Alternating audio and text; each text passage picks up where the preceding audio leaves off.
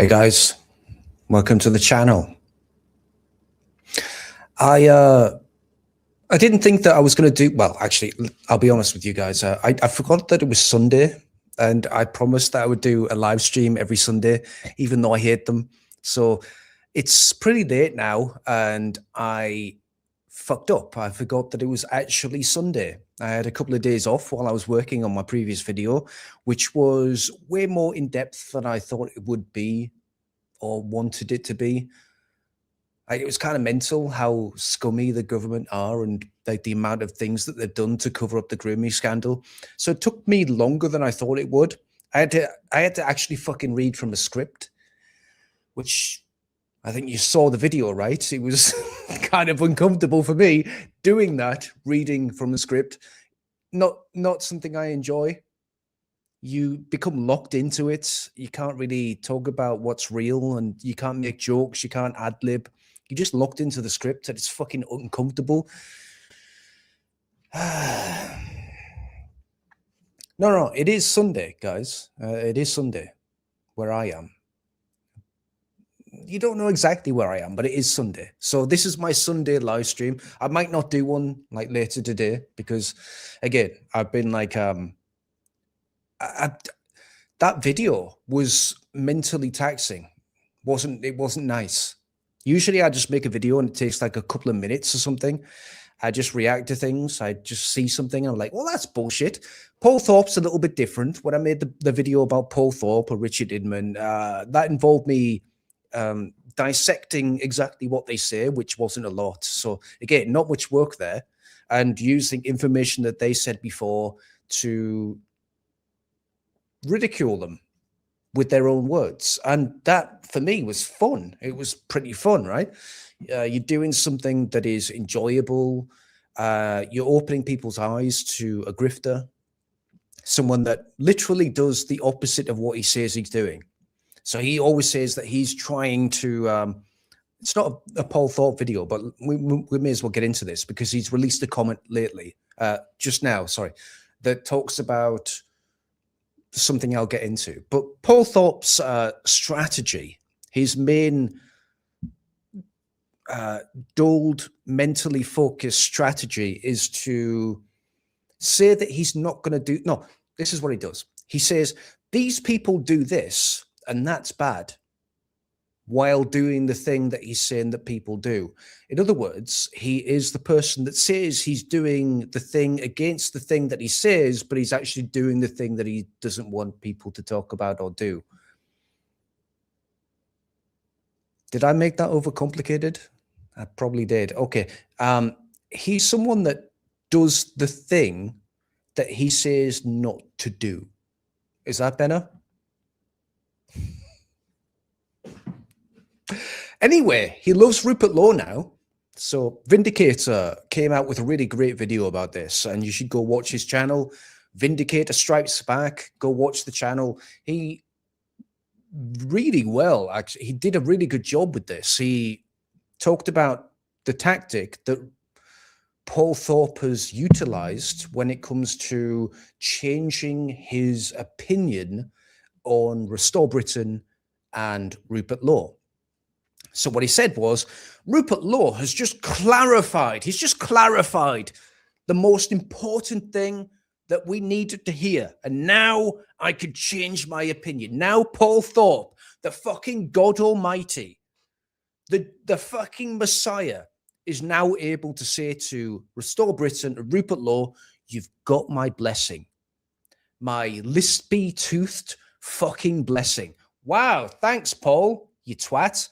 So glad that Rupert Law has bowed to your authority and changed his opinion or clarified something that you can agree with.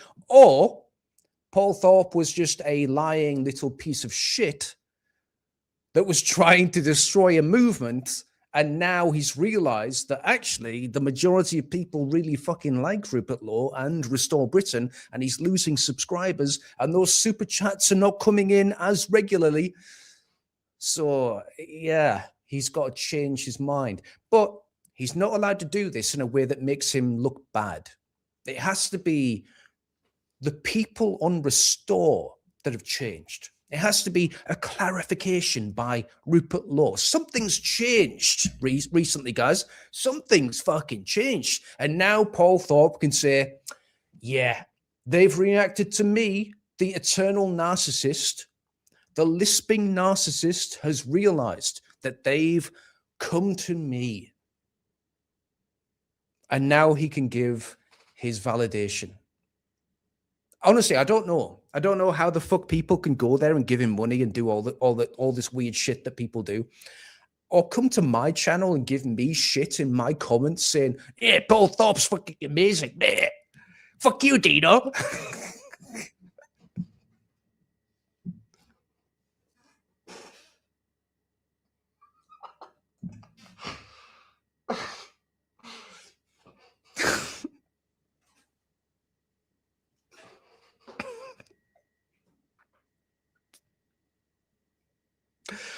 The comments are amazing.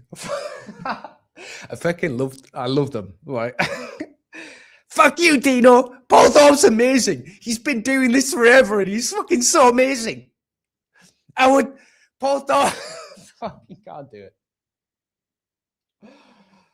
Guys, I'm done. It's fucking, fucking hell. The comments crack me up. It's always the same kind of shit. Like they don't address anything you say. It's just like, Paul Thorpe's cool. He's always been doing this. He's sacrificed everything. He's sacrificed everything. He's King Arthur. He's pulled the sword out of the stone. I mean, you need a super chat to fucking talk to him. But yeah, he's amazing. He's amazing. He's so cool. Oh, fucking hell. I love it. I'm not going to do a video on him. There's no point, right? I could have, like, that other video that he just released saying, oh, Rupert Laws finally admitted some bullshit that I've invented in my head, right? I could have made a video about that. Pointless. Pointless. We know exactly who he is. Everyone knows who he is by now. And the people that support him, they're not going to change their mind. They're sycophants, right? You can't change the mind of a sycophant. They're basically a fucking cult, guys. It's a cult. If you don't agree with me, I would say that that is a genuine positive on you. One of the worst comments I get is the people, like, the kind of people that come in the comments and say, I agree with everything that you say. I 100% agree with everything you've ever said. That's not good, guys. Because I don't agree with everything I said. Literally, I might like wake up the next day and go, "Oh, that was kind of fucked up. I shouldn't have said that. I went a bit too far there, or maybe I was a little bit wrong." You know. Oh, case in point, the ambulances. Apparently, it was Pakistanis. I thought it was some Jewish guys for the ambulance job. I mean, I still don't know whether the Jewish people paid the Pakistanis to do it. You know, conspiracies and all that. But apparently it was Pakistanis. We'll see. Not 100% sure. It's still coming out. It's breaking news. So I don't know, but maybe I was wrong on that one. And that's fine. Being wrong is okay. But, you know, at least pointing out patterns and saying, well, that sounds a little bit fucking dodgy. That's fine as well. Dude, Kate 68. I'm not in Thailand anymore, so good luck finding me there. I love it. I love the way that people always try to guess where I am. And you know what's fucked up about that is because it doesn't matter. Do you know what I wouldn't be able to do if I was living in England? This, I wouldn't be able to do this. I just released an entire video. It's 33 minutes and 33 seconds long. No patterns, guys, no patterns. 33 minutes and 33 seconds long about the grooming gangs in England and the way the government are deleting evidence and court records and covering it up and just absolutely fucking doing the worst horrible things ever to make sure that when the next government comes in, they won't be arrested and then tried by a court of their peers and hung by the neck. So there's that, there's that, there's that, there's that. But anyway, I might be wrong. They might be angels. I'm not 100% sure about anything. I'm just like reading stuff, looking at what they say, looking at the evidence, looking at what they're trying to delete, and then going, oh, okay, they're fucking demons. They're literal demons. We need to hang them. After being reviewed by a court of their peers and found guilty, and then obviously there needs to be a new law introduced into the UK that we can actually do that. I'm not legislating that people just do that naturally. That's kind of bad. Don't do that just on a whim, is what I'm saying. But if it comes to the case that is possible legally, then yes, I would definitely, I would pay to see that. I would pay to see it. So anyway, what I would like you guys to do, if you've got some time, is message some people that you really like watching on YouTube and tell them to come to this live stream right now, and I'll introduce them onto the stage and they can talk about whatever they want to talk about. There's no limits. Like literally anything they want to talk about, they can come on and talk about it. This is the Sunday catch-up. And I'm not going to do like the catch-up of my old videos because you've already seen them. It's kind of pointless. But I'll do a catch-up of things that they remember. I think that's way better, right? I should probably how do I do this? Like put a permanent comment or something.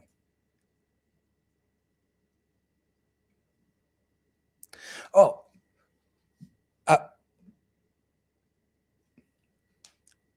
been thinking about something.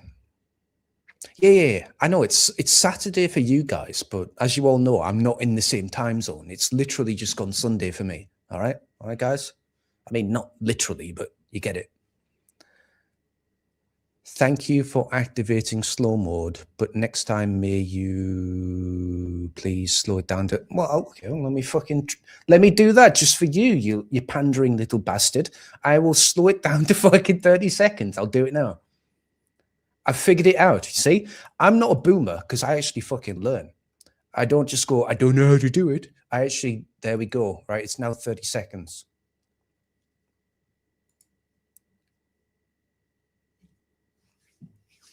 Again, guys, not in Thailand anymore. Some other place. Southeast Asia, but not Thailand. Not Thailand anymore. Because too many people were talking about me being in Thailand. And what I don't want is to be recognized in the street. I don't want to be a celebrity. I don't want to be stabbed in the face. I mean, I don't want to, just accidentally fall on a knife with my face. You know, there's certain things that I don't want. So I'll move if it becomes a little bit interesting. I wish I was in America, but I don't have a visa or a right to be there, which is weird, right? Isn't that weird? Like I have no right to be in America, so I can't be in America. And yet there's millions of people in the UK that have no fucking right to be there, but there they are anyway. Isn't that kind of strange? I wouldn't like to go to Botswana. Thank you. Fucking, who's this fucking guy? Fucking comedian. Let me show this guy. Botswana. Finbar 481. Yeah, I've heard that is a AIDS-riddled hellhole, so I don't want to go there. I'll be honest. Not great. Not great.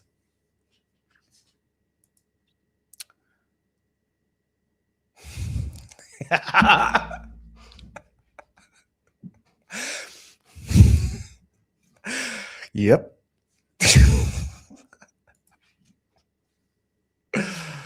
Yeah, maybe.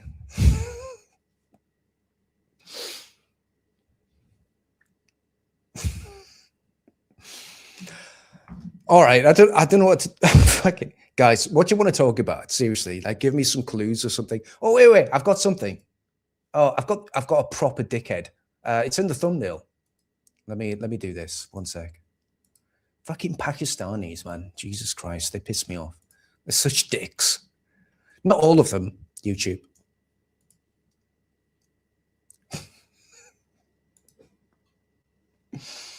Fucking dicks.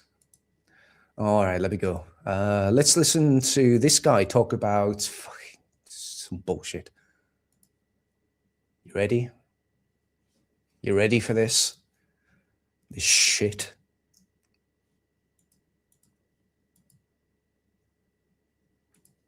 What is the difference between the right-wing movement there and the right-wing movement here? Is it also a proto-fascist movement there? Is it? What are the similarities and differences? There's a lot of similarities, and they're talking about. Let's ask the fucking actor. Let's ask the actor what he thinks about geopolitics and fucking social economics and all this bullshit. Let's ask the actor. Yeah, I'm sure he's gonna have a fucking clue. Replacement, the great replacement theory, and all that. It's about anti-migration. A lot of it's about the lightning rod of Islamophobia. A lot of it's taking place along the backdrop of like Western economic decline and rising inequality. I think that's a lot of the similarities. Yes. The big difference is You know what? I'm just being honest, guys. We didn't have this conversation before all these migrants turned up to our countries. I don't think we ever had this conversation. Rising inequality and all this fucking garbage that he's letting out of his mouth. I don't remember anyone talking about this before these fuckers turned up in our countries. I'm just being honest. I just don't remember this. Okay, let's see what the fucking actor says next. our racist people have less guns, Okay. which is great. Which is really lucky. Which is really good. They're not strapped. Well, yeah. I mean, they get to spend that money on their outfits. Okay. They made that decision. Yeah. Exactly. So Yeah. they look dangerous. Why is this guy talking shit? I don't even know what he just said, by the way, guys. Racist people have less guns. They spend money on their outfits.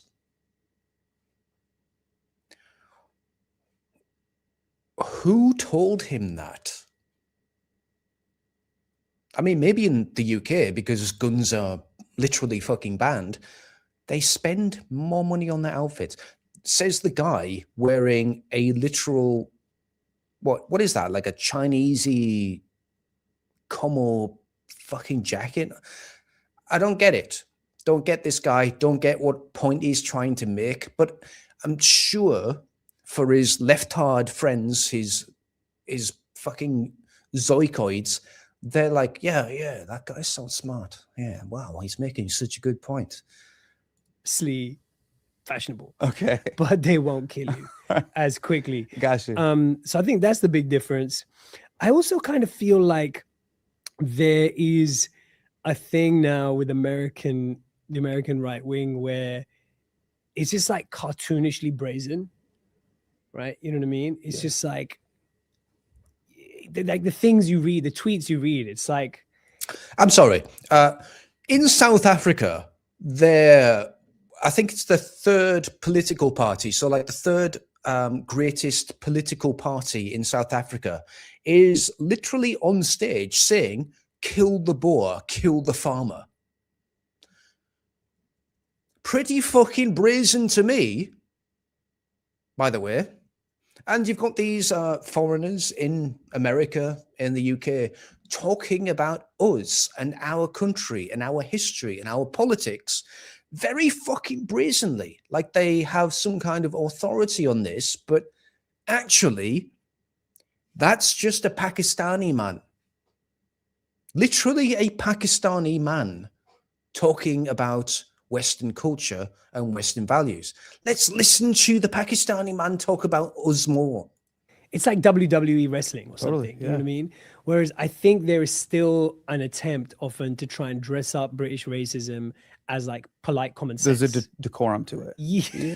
Says the fucking Indian man with the weird hair. What the fuck? He's literally wearing a crash helmet filled with hair. Yeah. Exactly. So, and that's one thing that you know you could say for better or worse is that like Americans are much more in your face about what they think, and the Brits kind of like kill you with a smile. Yeah. So we're polite. We kill you with a smile. We're polite. We don't try and obfuscate you. We don't try and ostracize you. We're actually polite. We try and incorporate you into our society. But even that is not enough. That's killing you with a smile. You fucking dick. I think that that's a slight cultural difference, but I think actually what we're seeing is like startlingly similar playbook and narratives taking root everywhere, from like India to the US, the UK to Hungary to France. Yeah. You know what I mean? It's like the same couple of talking points, like Islamophobia. It's like Xenophobia. Xenophobia. Hating people from different cultures or a different race. Now, why would someone become xenophobic? Maybe they just keep seeing people like you talk about people that you have no fucking interest talking about, no authority talking about, and being an authority, talking about them like you are the arbiter of justice and authority and meaning. And you're saying that these people do this. By the way, if I did that, I'd be banned on YouTube.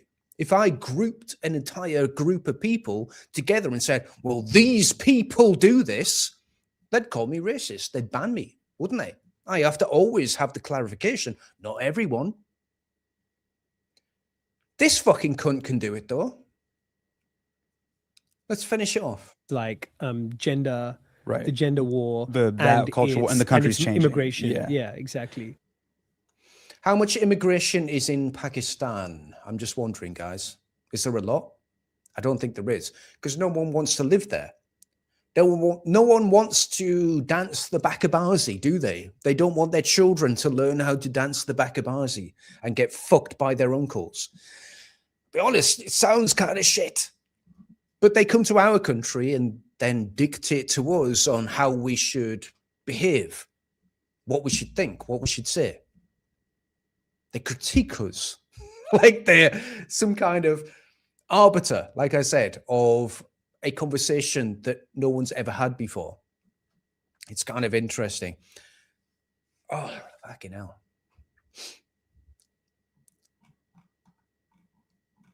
I'm gonna release the link, and you guys can pop in. It'd be nice if there's anyone that I've talked to before.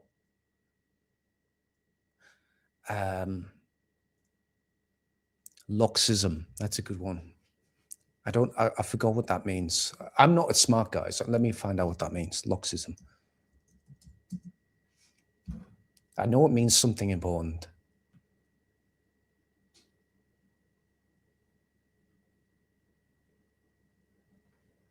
The fuck?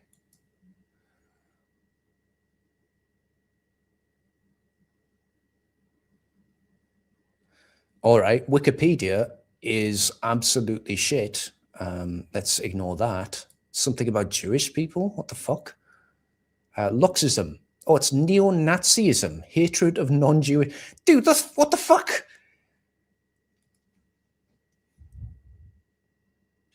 So they've got more than one word. They've got Loxism and anti-Semitism or whatever. Fucking whatever. Who cares? Who cares? All I need to understand is there's a bunch of people that hate white people and no one talks about it, so it's fine. All right, so I'm going to release I'm getting ready for this. I'm going to release the link. Means I have to talk to people. All right, let's go. God damn it. God damn it. All right, let's go.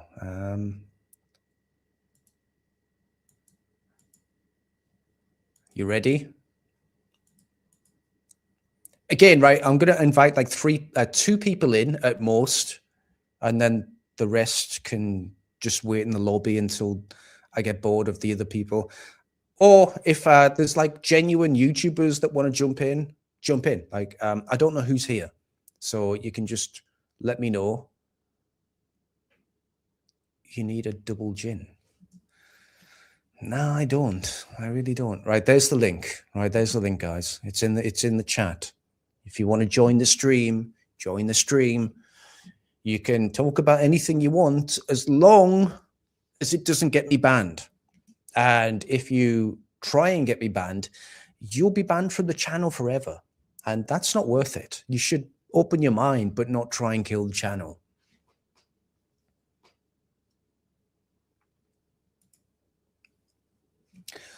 We all are. And I started this channel as an absolute pussy.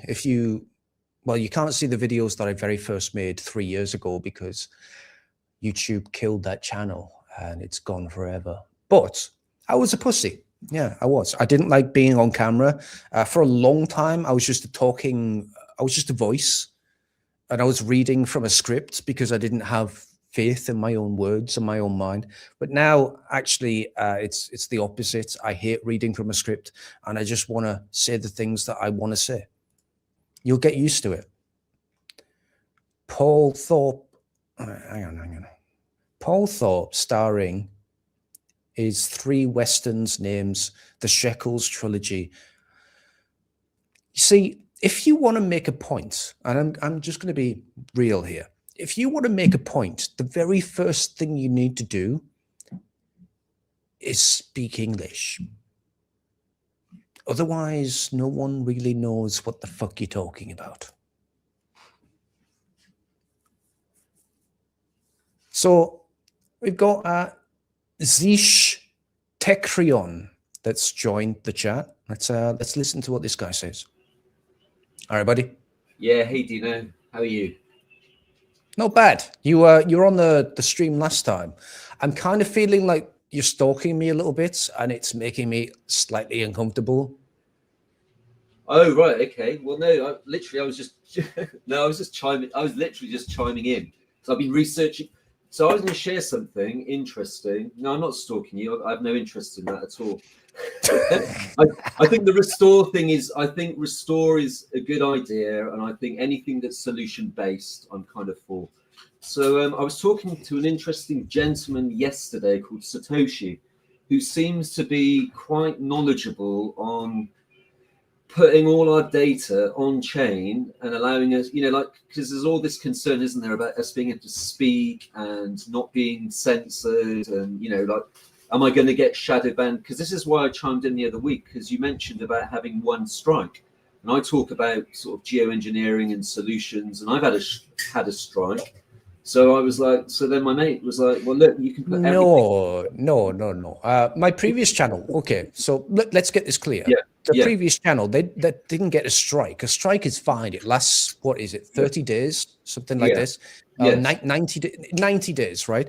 Yeah. No. What happened on my previous channel was they struck me with something, and then 2 days later, they struck me with the same thing, which made it a permanent strike, which means it never leaves the channel. It means your channel is never promoted, which means it's permanently. It's like someone cutting your Achilles heel. You can't walk very fast if your Achilles has been broken, right? Yeah, for sure. Yeah. It tampers with. Yeah, so I've kind of had that. So, but anyway, the only reason I'm chiming in is because you're inviting people to come in, and I'm like, well, if I don't come in, you're inviting someone to come and speak. So I'm like, I'm always up for having a talk. It's way better than text communication. So, anyway, this Satoshi guy's got solutions for hey, fellow Welshman, hello, Red Dragon. Welsh born and bred. Oh yeah, so he's talking about putting everything on chain where we own our own data, which I think is a good thing. Red Dragon, you need to mute the audio of the video that you're watching. Amateur mistake. Yeah. Fucking amateur. Yeah, you've got to shut the other page then, haven't you?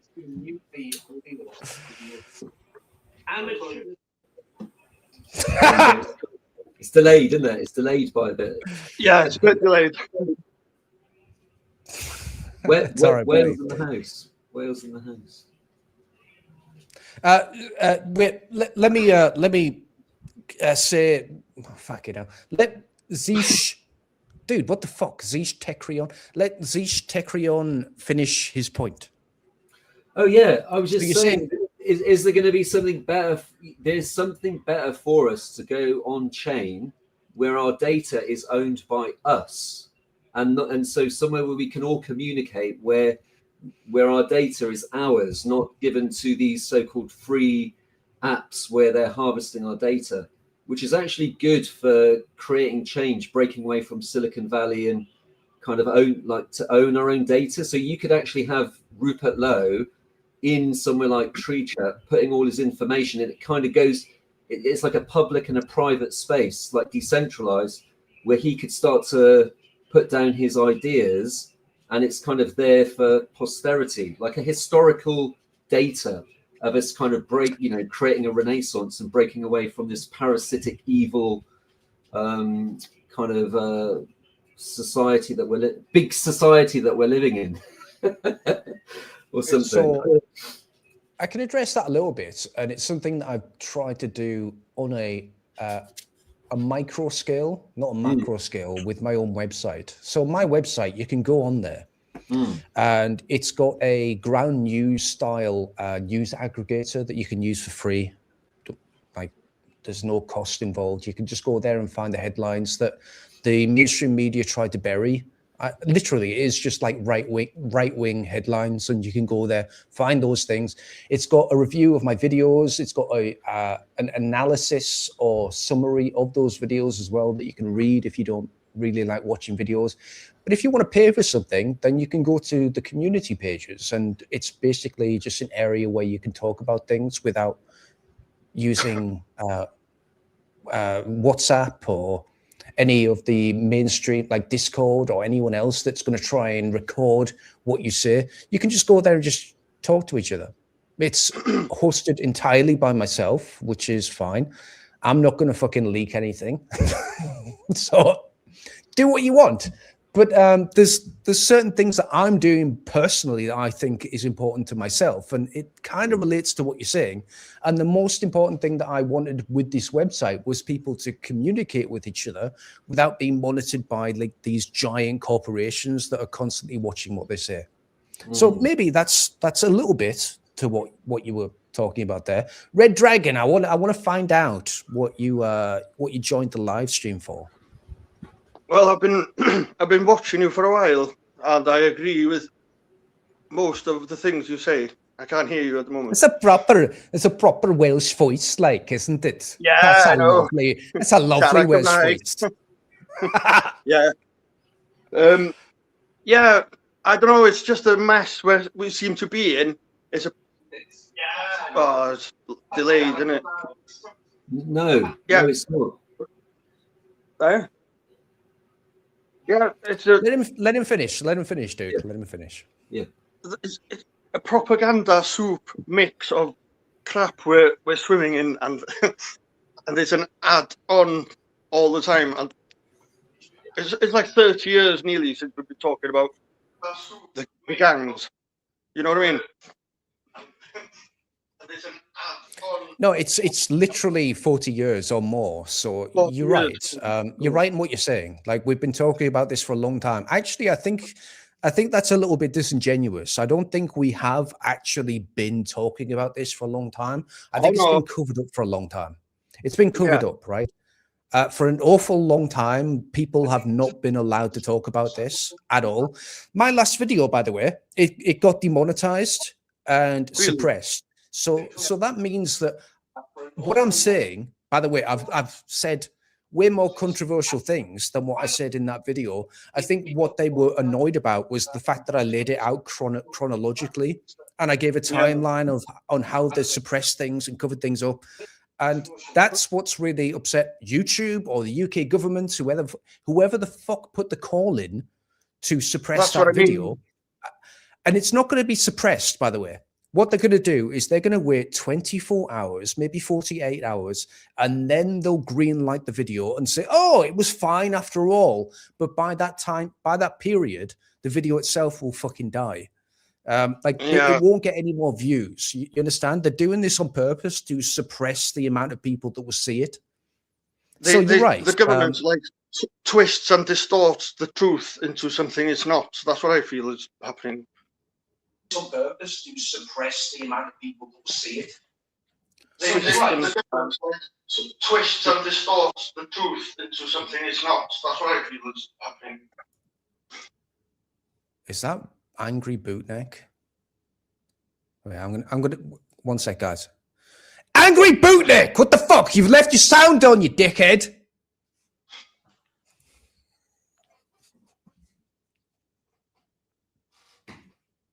I can't stay. Sorry, guys. You can keep talking.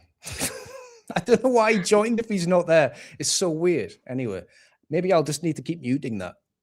He's a nice guy. I like him. He likes me. It's all good. I watch him too as well. Red Dragon, Zish Tekrion, you both disagreed initially on what he was saying. Why would you disagree with what he was saying when it comes to being able to talk about these things, or how it's being like portrayed in the media, etc.? Like, is there a conversation there that you two need to have? Is there a divide? Oh no, he was saying that there was a delay, and I was agreeing with him that there wasn't a delay. I was like, "There's no delay."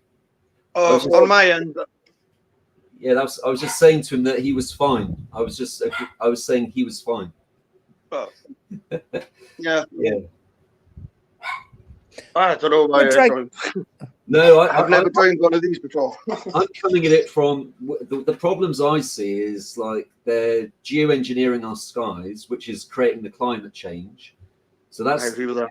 And the councils are a problem. And there's just, and I even think that like all of it's a big problem, like, and it can easily be fixed. So that's my take on it. I'm solution based. I'm like, well, what can we do? So Rupert Lowe is one part of it, but then it's people that have got different solutions. So if it's someone who understands money, we need that person involved, to come in and talk to us how we can fix the banking system. I know who that human is. Then there's like the history. Why don't we get our greatest historian of our time? What's his name? David Irving. To be honest, I think more people need to be more proactive and join in rather than expect more from the government to do, because what have they done so far? Like, they've raped kids. I mean, not specifically. I mean, I can't directly say that any of them have actually raped children, but it sounds like they have, or they've covered it up. So they've done some stuff. Not really in our interest. They've imported millions of people that are raping children, and they've told us not to look back in anger as they stab our children. They've done lots of things, actually, if I'm being honest. They've done quite a lot. That's just as bad as doing the act, covering it up and not going for justice and all this. Basically, they're just as responsible. Red Dragon, Dino asked the other day, like, what is it with the Welsh? Like, why do we like accept like the BS from like Plaid Cymru is nothing better? What is it about? To be honest, I haven't listened to Plaid Cymru for years. No, I don't think they're all the same. No, but it's all going the same direction everywhere.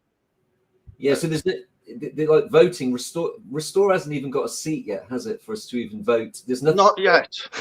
No. I voted for Reform when that came out, and then I regret that one.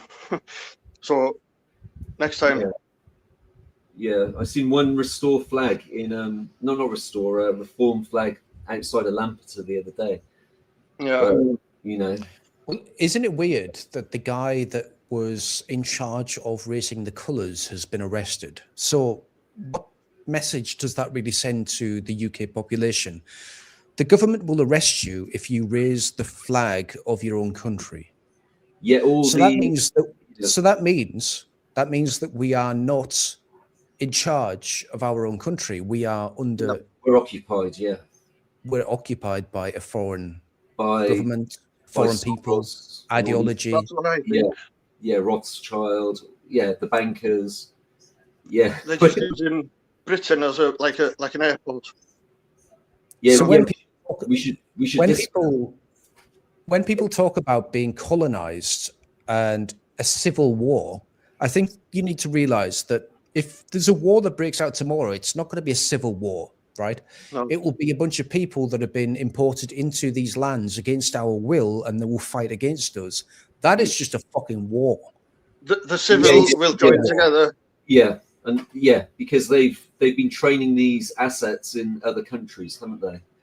That we've been demobilizing or whatever, like with the Islamic Brotherhood and all that kind of stuff, like what they did to Iran and all that, these color revolutions, right?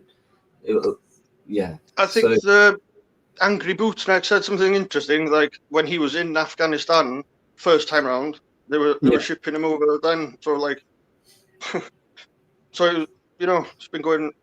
I know it's been going on for like 40 years, but if they're going in, this is just the playbook, isn't it? It's just a war, and then they send the people. yeah. Yeah. All right, guys, is there anything else that you want to add before I let some of the people in? I'd like to add one. I'll just say thank you for letting me have your time. Thank you. Oh yeah, I'll just add one. I'll add one thing. We're wasting resources. Like they just recently booted down the door of a gentleman that had taken on a badger. A badger had moved into his little barn, and he brought it on from nothing. I think the sow, the mother, had been killed, and he brought the badger back to life. And then the RS freaking PCA went in, boots on the ground, and stole the badger. It's crazy. That is the most important issue of our time. I think we all need to get on that straight away. Thank you, Zeech, for your final comments there. I think it is, because it's like these little charities and shit are the problem with our country as well, aren't they? Like they're the ones that fly the flags of the rainbow, aren't they? Like all the charity shops. You go to Aberystwyth, they're all flying the BS, what they're called, the LGBTQ flags. So, and you're not allowed to fly, you know, the St. David flag or something without it the being badger flag. Racist. There's probably an old school flag with the badger on there and the boar, isn't there? I know there's one about a fucking wolf in sheep's clothing. I'll tell you that. Yeah, no, sure, yeah, there is. Anyway, thanks for having me on as well. Have a good one, bro. Happy Easter. No worries, buddy. See you later. You too. All right, let's listen to Gary Time. Dude, what's up with you? Well, all right, buddy. Well, I was just coming in basically because I was just listening. I've been listening to you for a while, actually, Dino. And like I say, I really appreciate what you're doing, and obviously the things that you've obviously had to endure because of your opinions, shall we say? Well, yeah, it's like I said, the main thing, obviously, from tonight, what I'm listening to, especially about flags and Islam and stuff like this, is you've just got to remember a flag is a talisman, and it's us that give it power. So if we actually look at that sense of power, we just need to look at the unique collective awareness we all need to share so we can come together. Just like if you look at Islam, they all have a dominion under Islam, which means that they all agree to it. And because they all agree to it, they have a unique collective awareness underneath it. So they all mobilize as one when they go.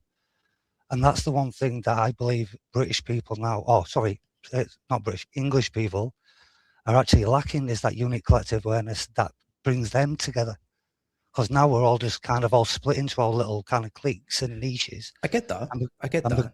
So if we have a unique collective awareness under some sense of something that we can all focus in to actually give it power, then like I say, we can all come together as a group, as something we agree to. I think everyone understands the power of a flag and how that brings unity and togetherness and a vision that is able to be not just recognized by a group of people, but they can rally behind and they can move forward with. Flags have been famously good at this throughout history. That's why we use them, right? But then you've got to realize or recognize the idea that there might be some people that really don't support your cause. And again, they use flags. So you talk about like the Palestine flag, but you can talk about the gay rights flag, the fucking rainbow flag. Why did they use flags? Why does Tommy Robinson come to a British protest and fly the flag of Israel? Or fly the flag of a half Israel, half British flag? What the fuck does that mean? There's all these, like, you're really like grabbing onto something when you talk about what it means and the symbolism. Yeah. Well, it's dissembling, isn't it? That's the whole point, to dissemble, so they can split it. And it's like something I read in a book called the World Revolution, The Plot Against Civilization, and it said that England is the one place that every revolution that has tried to actually invade England has broken its back on England. It's fucking mental. If you How it- read into this, it's mental Oh, yeah, I how know. how resilient we are to foreign ideologies and subversive agents. It's fucking mental. Yeah, and this is what I'm getting at. And it's like I said, the one thing, like I say, I think as a unique collective awareness is the one thing that we really need to drive towards. And like I say, I know people are saying about restore, or other people are like, oh, let's go to reform, but it's just a case of, how can I put this? How much faith can you have in somebody that might have just a self-interest and getting into that position to, how can we say it, not just better themselves, but, by consequence, help others by what they're trying to help themselves with. And that's what I So see a lot. who are you I talking? see us Who are you all. I see talking us about? all like that. All of them. Literally, Labour do Yeah. that. Conservatives do Okay. that. Liberals do that. Green Party. For they the all- audience, Yeah, the audience, who exactly are you talking about here? Because you've lumped a bunch of people into that conversation, like that sentence. Are you saying that you shouldn't ever believe anyone? I'm not saying you shouldn't believe anyone, but I'm saying is that what they do as who is they? Positions of authority. So anybody that gets into authority in the government, they'll So that always could look be at their self-interest, that could- and that self-interest, if it benefits So- you, it's by consequence of their self-interest. Gary, I'm going to interrupt you because I need to get to the point. It's not because I'm being obstinate. So when you say anybody, do you mean Rupert Law is also one of these people that's trying to con people? I'm not. Oh no, I'm not. No. I'm not saying any of them are conning anybody. I'm not saying that at all. No. What I'm saying I is, think Nigel Farage might be, or Keir Starmer, or Boris Johnson. That's the double speak, you know. isn't it? That's double speak, and they're all known for double speak. They'll say one thing and then they flip flop to something else because it's popular at the time, so it gets me more views and clicks and subscribes or whatever else they're looking for, or members to their group. Let me put this to bed because I've danced around this subject.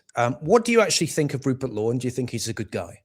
I'm not saying he isn't. I think he's a very genuine person. Like I say, from what I've seen out of politics so far, he's one of the most, I'd say, veracity people. He has more truth behind him than most people that I've seen. So there's that, and like I say, and I'm not saying this, but it's like I said, I will say this. I am now 50 and I've never voted in my life. And I'm actually there we go. I'm considering voting for him, though. This is what I'm saying. I'm considering voting for him because I've never voted before. Fuck you, Paul Thorpe. No, but there's been nobody to vote for. That is exactly what I've been saying this whole fucking time. And this You're exactly the person that I've been speaking to. And this is why I'm listening to you, sir.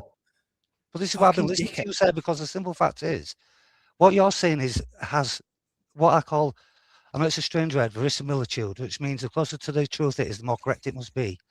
And like I say, from what I've seen, there is more truth there, so it must be a lot more correct than what I've been seeing before. And like I say, because I've never voted ever in my life, I even had an argument with the Home Office about getting my name off the census because I didn't want to vote at all, ever. But now it's like, well, actually, he's actually worth voting for. He's actually worth voting for, even if, basically it is a self-interesting, and we are just benefited by the consequence of his self-interest of getting, obviously, England back to being majority white again, getting all these people out, which is, once again, it's his self-interest. It benefits us as a consequence. So I'm saying that's what's happening. Is it because his self-interest is all of these things? I've never seen another politician stick so strongly to them self-interests. It's amazing, this right? is what I want.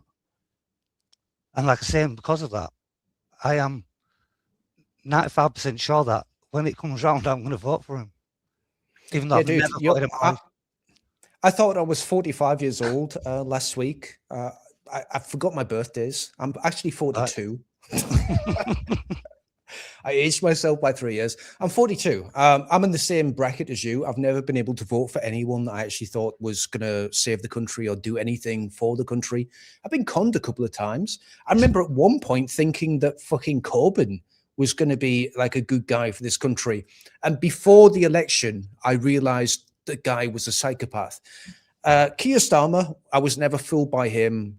David Cameron, never fooled by him. In fact, I remember seeing David Cameron ride a bicycle or something while Tony Blair was prime minister and thinking, well, that guy's never getting fucking elected. He looks like a right fucking weird bender. Like, honestly, I just never saw that he could ever be elected, and yet he was, right? People fell for the con, and Tony Blair, I fell for that. I was like, what, 15, 14 years old, and I was like, yeah, this guy seems pretty cool. And I think that's the last time I actually fell for like a politician, like full on. Well, I fell will for say it. this, which was quite ironic about Tony Blair, that he actually, out of the 8 things he said he was going to do, he did 7 of them. But those 7 things is what destroyed England. Yeah. So it's quite ironic. It was like, well, you actually stuck to what you said you was going to do. Fair play, and you did 7 out of the 8. Brilliant. No one knew. All of those No one things knew. destroyed England, mate. So Yeah, no one had any idea. Oh, it's pretty fucking funny. well, But yeah, I do think that Rupert Law is one of the few politicians that we've had in a generation that really tells the truth, loves the country, wants to do the country good. But again, there are no heroes. So definitely if not. Rupert Law turns around and reneges on what he said, I can't see any future for this country that would be a democratic process. It'll get I very actually think, it'll get yeah, that's connected, it. definitely. It will break the camel's back. No one will believe in democracy anymore. They'll just understand that the system itself is unable to be reformed in any meaningful way. It can't be readjusted to support the people. There's too many people. There's too many foreign people, foreigners, guys, fucking foreigners within our government. Imagine that, right? You go to fucking China as an Englishman and you expect to represent them in their own legal or political system. That's mental. There's no way you would expect that. But for England, for some reason, some fucking Jews have, not all Jews are bad, by the way, but some Jews and some Muslims and some fucking quangos have convinced us that we're supposed to allow these people to do it to us. That's fucked up. Don't like that. Get the fuck out of my country. Simple. And by the way, saying Jews or Islams or Muslims or whatever, it's just recognizing the people that are in power and the people that you're not allowed to talk about. So saying it might feel uncomfortable, but saying it is fucking true because they're the ones in power controlling everything. Well, that's the thing I heard basically many years ago when it says, you'll always know who's in charge by those you cannot criticize. Look at my last video. It's been demonetized. Exactly. So you're obviously over the target, Dino, because the simple fact is the more over the target you are, the more flack you get. And obviously that must be true that you're criticizing the right people. Because obviously now you know who's in charge. You know, I only swore 4 times in that last video, and I only said the word fucking, which is acceptable. You know, you're allowed to do that on a video. I've said that many times on multiple videos, but it got demonetized because of we're talking about the grooming gangs and how the government's involved. Is that why? Well, I guess. Then it's one of those target fixations because you've said something they don't approve of, and it allows them to then kind of umbrella the full video to take it off. So it's just an excuse instead of actually going to the main reason. So then they don't have to address it. That's what that is. It's kind of like sub rosa censorship in that sense. It's like well, another word for it is introduction, which just means a censorious remark. And so it's dude, you're making me super uncomfortable, right? Sorry. Because when you're talking to me, you sound like someone that's just from the pub, and then you use big words, and I get uncomfortable because I'm Yorkshire. I feel like I'm talking to a really smart guy, and I don't know what to think about that. Well, if I give you a quick underground, I'm an advanced teacher, and I teach 5 subjects up to university level. So.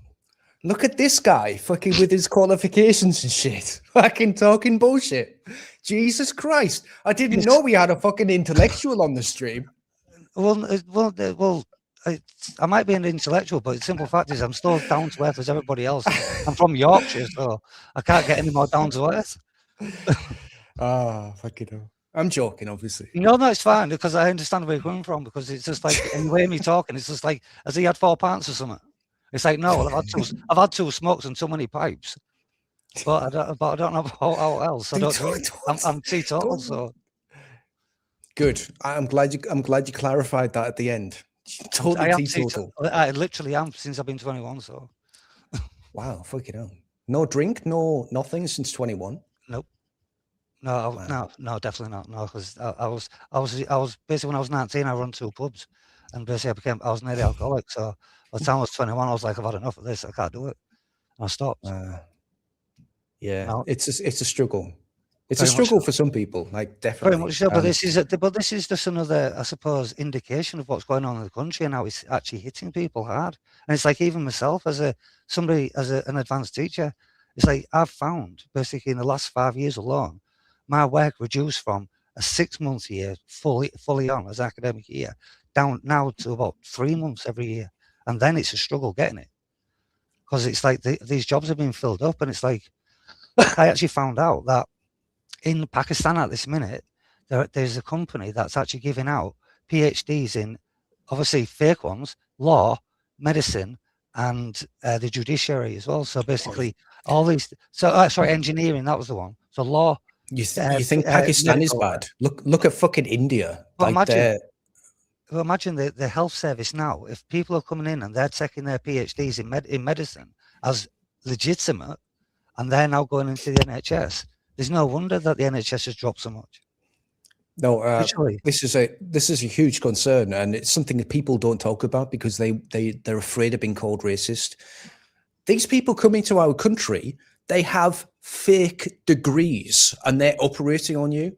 Yeah, exactly. And they're trying to fucking mend your child, There's and been they've a got million fake given degrees. out. You know, they can barely speak fucking English. I know, but there's been a million of them given out altogether before they actually got stopped doing it. So, but like I said, that these people are already out there with these degrees now. It's just like, well, how many have come to England and actually come to England on the strength of that degree? That's what's quite scary for me. Man, I don't know how to keep like a live stream going for a long time. I'm starting to lose my frame of reference and thought of everything. I'm not a teacher or not anything. I'm going to invite more people to the stream and let's see if that fucking works. I'm doing my Sunday live stream. This is mandatory. I've agreed that I will do this. I don't like doing live streams. I don't like. I mean, can you imagine? You've got to take time out and just go on the internet and say stuff that you know at any second will get you banned. Exactly. It's kind of stressful, right? So it's not super fun. You're a really good guy, by the way. Yeah, you're a good guest. You should set up a YouTube channel because you're good at this. Well, I've actually been on YouTube a few times. I was on the Richard Forbes show. I was actually on part of the Lawful Remedy because that's one of the subjects I teach is law, and it's like amongst others. And I've been on other things because I actually do a lot of stuff in metaphysics, essentially, but obviously proper metaphysics, not the spirituality that you see in libraries. I mean proper metaphysics. You know, when you're going into obviously Porphyry and Iamblichus and Plato and obviously all the classics, essentially. So that metaphysics, not, you know, crystals, as it were. The crazy shit.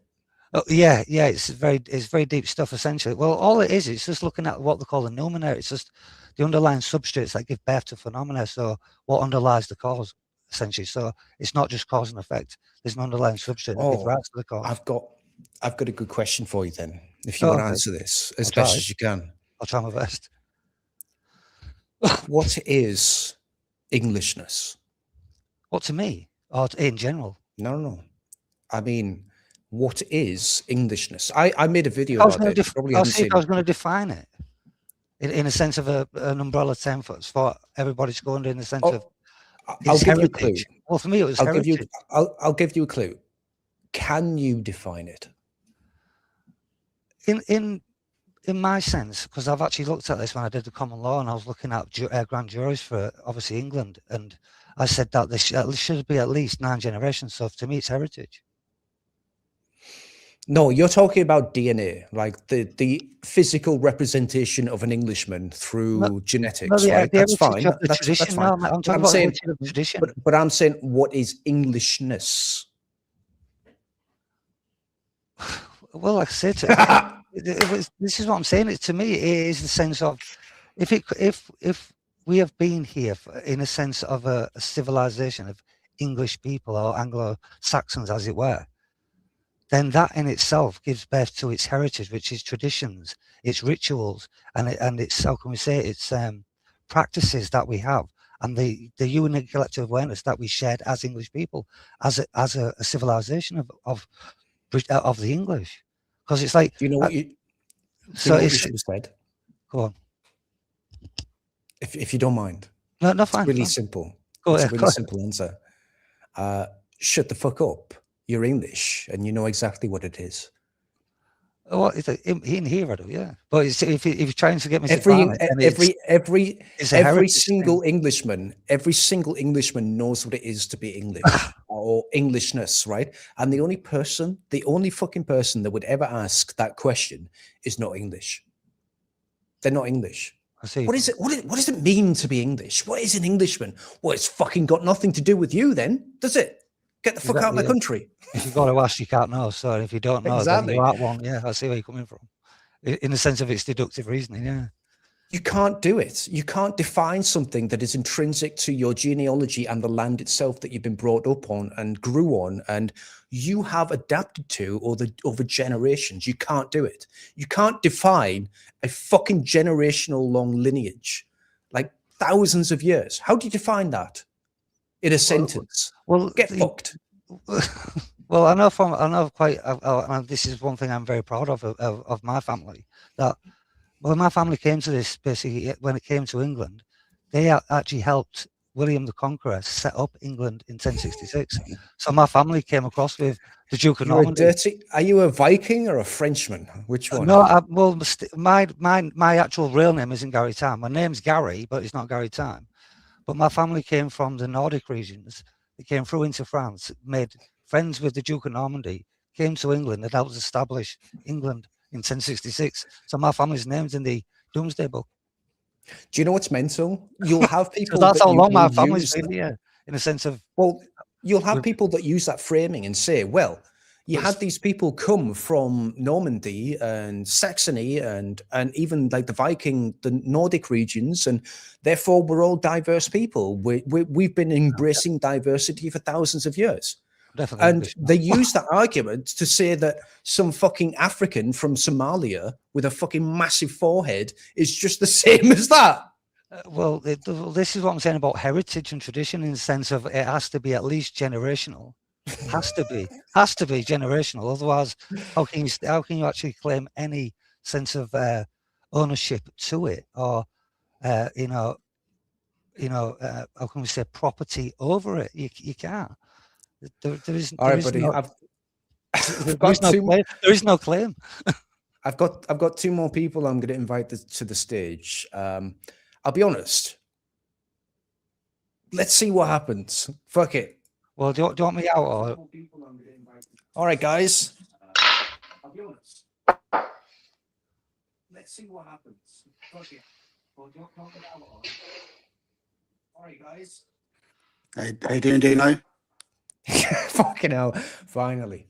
It's like a 20-second delay there. We got there. Ivy Mike, you look like you're about to do something terrible or interesting. He froze. He's just froze. All right, Axel, you can go. What do you want to talk about, buddy? Ivy Mike's staring at me right now. It looks like the lineup to you. It looks like the lineup to Usual Suspects. Oh, fucking hell. He's got a nipple on though. Look at that. It looks like the lineup to Usual Suspects. Giant nipple.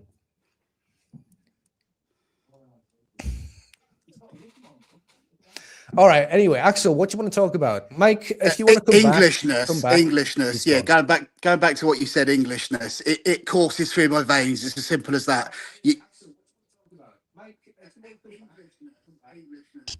Dude, stop looking at yourself on the fucking TV screen, you narcissist. Turn off the fucking volume. I can still hear that. Is that coming through on his TV? Is it? Yeah, isn't it? Yeah. Come on, dude. Turn it off. Mute it. Has You he got can a set watch of yourself. earphones? It's fine. Fucking dude. You had a good, I'm sure you had something that you were going to say that's super important. It's cool, but let's listen to it just one time. Yeah, Englishness. I was going back to what you were saying before I came on. It courses through your blood. It's as simple as that. As an Englishman, so Yeah. you shouldn't ever question it. You know, when you look in the mirror in the morning, if you're English, if someone wants to doubt that, fuck them. It's as simple as that. That was my point. All right. I That's like a the fair sentiment point. there. But I mean, let me ask you the same question that I asked Gary. What is Englishness? What does that mean? Like when someone comes to you and says to you, trying to disseminate your own identity and take part of it back for themselves, how would you break apart their argument for saying, well, you're just a racist. English could be anything and anyone can be English. Like Nigel Farage says, as long as you enjoy a pint and some fish and chips, you're just as English as anyone. If you're a Welshman and you stay in Wales for 5 years and pay taxes, well, you're Welsh. Well, for me, it's seeing the country grow, being born here, seeing the country in its best years, feeling in its best years, seeing its demise, seeing the demise of my people.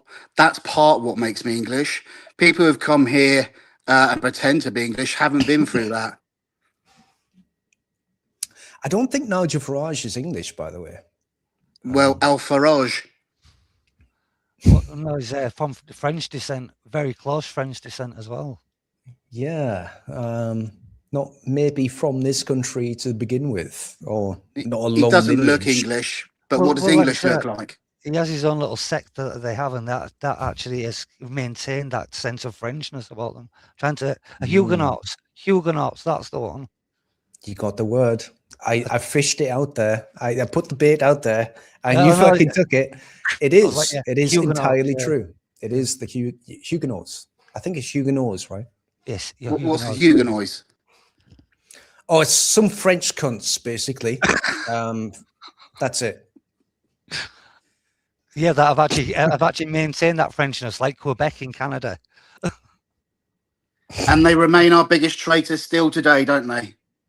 Yes. It's weird, isn't it? Like the French have always been saying that they hate us and they like despise us, and they're still our enemy. And it's kind of weird. Like, what a fucking surprise that they are in our country doing French shit. Not It's just a the weird French, by the way. arrangement. It's a very weird arrangement that's going on. Isn't it? I feel like I'm carrying this too much now. I wanted to like make you guys say some interesting things, not me say it personally. I probably said Don't too listen much. to anything I've got Danny another Tomo guy. says, perhaps. Oh, Danny Tomo, right? The guy. Fuck you. Let's go. London. Fucking Danny Tomo. Fucking hell. What a fucking brainless retard. Yeah. By the way, Gary, I think you look like Gary Tomo, but you've like, but intelligent. Oh, thank you. That's Like no profile. yeah, you look a little bit like him, but you seem like you've got a brain. Dino, let me Danny ask you Tomo- something. Yeah, for my sins, yeah, I've actually just polluted my head with knowledge. So I Dino, hated it. Dino, were you ever a civic nationalist, or were you always a nationalist? Did you get there organically? Wow. That entire phrase needs burning. Yeah, I agree. Civic nationalist. Get fucked. There is a nationalist and then there's a traitor. But do you not think That's a it. lot of people have become nationalists and they've had to take the civic nationalist route to understand what real nationalism is? I'm one of those people. you'd never get there No, in civic nationalism. You would you're not a get to that point nationalist from civic or nationalism. you're a traitor. You go civic nationalist. You go into the Marxist way. If you go in civic But nationalist, I think there's a lot of people who don't realise they're civic nationalists. They believe what they're doing is good and they don't understand that it's not. Sure. Definitely. Some It's people get definitely- brainwashed by the establishment or by the media or by other people on social media like Paul Thorpe, who try to tell you that they're bringing people together while absolutely trying to destroy a real legitimate movement that will bring the real English people together. Like, and I mean real English people, not these fake English people from fucking Africa, right? Real English people. They want to destroy a movement and call it different names. Civic nationalism and ethno-nationalism was not a thing until Tommy Robinson mentioned this in an interview with, I believe it was Trigonometry or something. I've got the fucking clip, right? That's the first person I ever saw mention ethno-nationalism. That's the first time I ever seen it. And it came from Tommy Robinson. And then it was spread to his entire UTK crowd. All of them. Inman, Thorpe, that Danny little fucking weird cunt, that gay guy in Spain, right? They all started using these terms. They all started doing this stuff. Well, they both got arrested.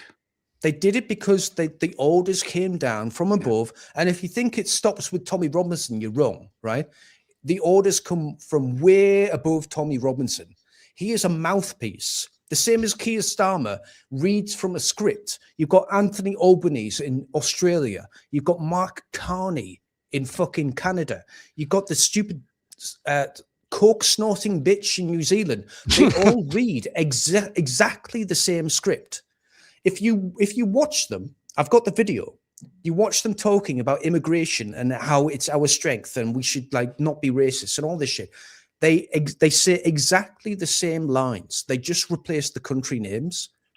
Exactly the same, guys. I'll you know what? Next video, I'll show you exactly what video I'm talking about, where they're literally saying the same script. Because I've talked about this a couple of times, but I haven't released it. But fine, I'll show it in the next video.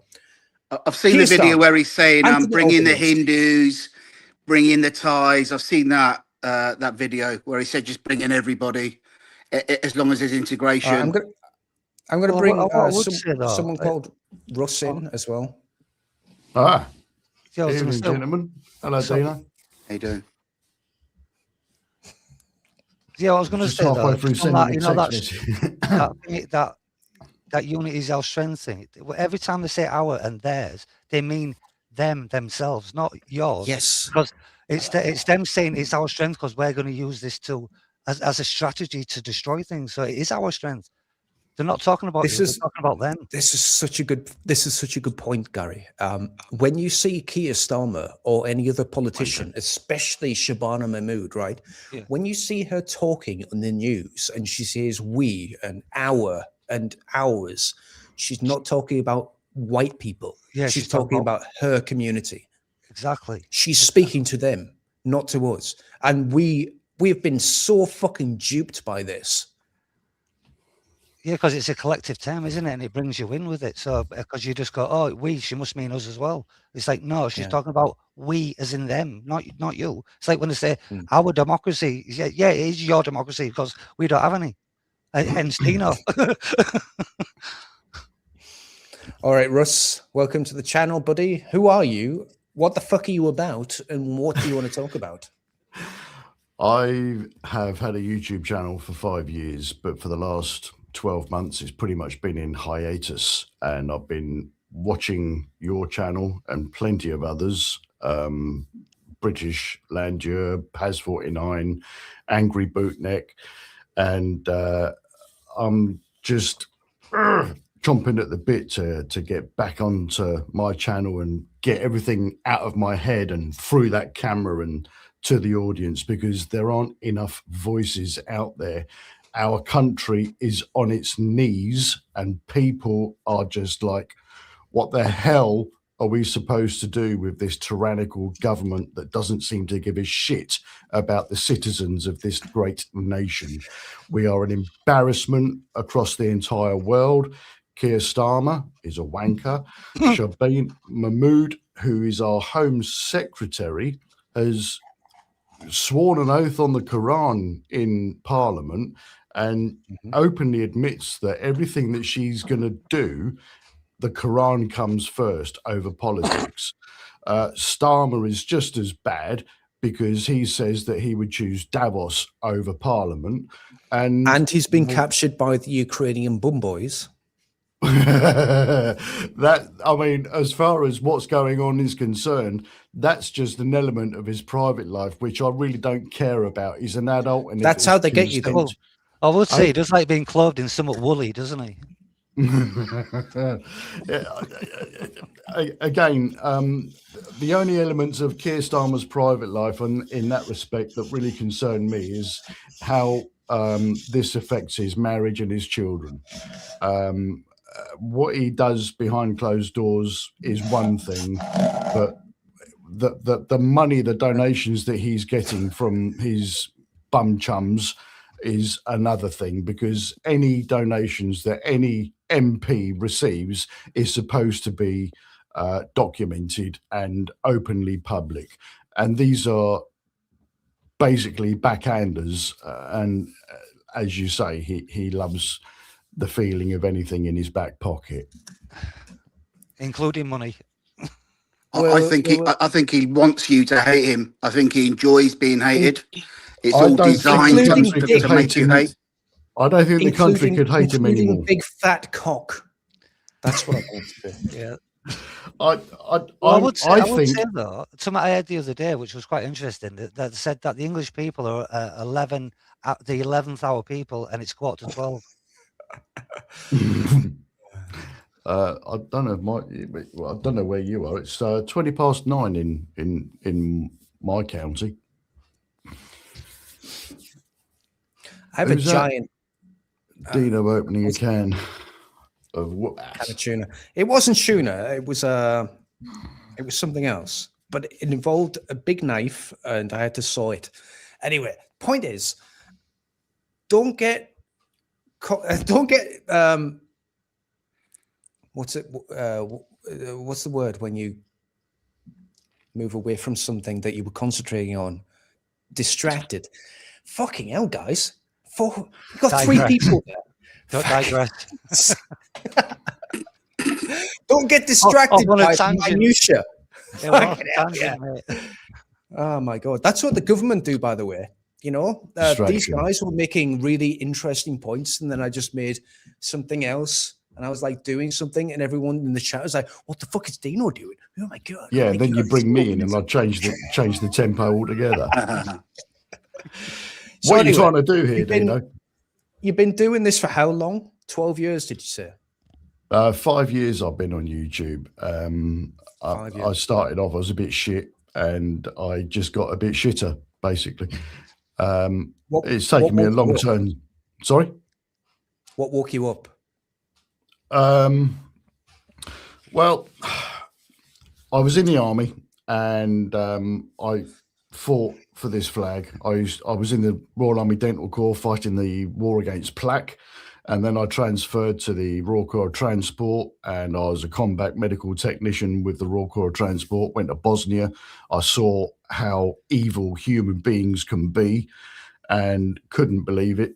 And when I came back, I was going to be sent to Sandhurst, but my brain was mashed and I didn't quite get there.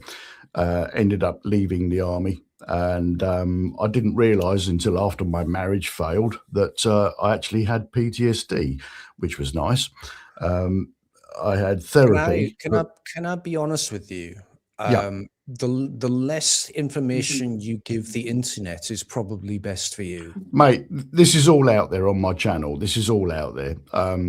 That's why I started the channel, because I was having therapy for the first time, and I just wanted to help other people and tell them that you can develop as a person no matter how crap your life is. There's always a positive, and that's kind of what keeps me going. Is that avid belief that there is always a positive no matter how crap it gets, because I've seen how crap it can be. I've seen the evil that humans can be, and anything other than that is polished. I have a positive. I have a positive for you in particular, by the way. Good. So I was in the Navy for a short time, but I was going to go on submarines. And they decided that I had micro dentures. No, micro, what, the holes in your teeth, what do they call them? Cavities. Micro cavities in my teeth. Something so small that you couldn't see it with the naked eye. But if you go on the submarine, it would explode Yeah. and my teeth would explode in my mouth. So they gave me a filling that they said would last 7 years. Was It's it an now- amalgam? Sorry, a light cured composite. They gave me the metal one. I don't know what it was. It's that's not amalgam. pretty. Yeah, it's not No. pretty, right? But still, they said it would last 7 years. It is now. I got that when I was 21, and I'm 42. So it's 21 years later. 21 years with a filling that's still absolutely fucking brutally rigid. No problems with it whatsoever. So these guys in like the forces that give you dental, holy fucking shit, you guys need to go to the mainstream and do that for everyone else so your filling doesn't fall out randomly for no reason. It is Colonel amazing. Lomax, Yeah, I interesting. was It's used- usually a few weeks before your appointment. I was used as a guinea pig at the Royal Army Dental headquarters at Aldershot, and that's where even the Navy were trained for hygiene. Hygienist navies were trained there. So whether or not they did, I think Birmingham, or depending on where you lived, you went to your university to do your main dental training, but it was topped up in Aldershot for all three services. And Colonel Lomax used me as a guinea pig for the light cured composite. I was one of the first people in Britain to have that. I don't know still what got I've it. got in my teeth, but it is rigid. That fuck is not falling out. Yeah. It is amazing. Yeah, I don't even Dino, like- do you think you're ever going to get Steve Laws on? I don't know why I'd need him on here. Like I don't agree with his listen, this is not a fucking interview channel. I've had Paul Thorpe saying the same shit. Lou, Dino, why the fucking get me on fucking time? Right? Can I ask you about Danny That's pretty Tomo? good, actually. When I was waiting to come on just now, I heard you say something about Danny Tomo, and it sounds like you're not impressed or you don't like him. Can I ask what it is about him that has riled you? I don't believe him. I'm really good with judging people's character. I think he's a sensationalist. I think that he will try to take someone else's stance. The fact that he's involved with the UTK crowd in particular is a red flag, because I don't believe any of them.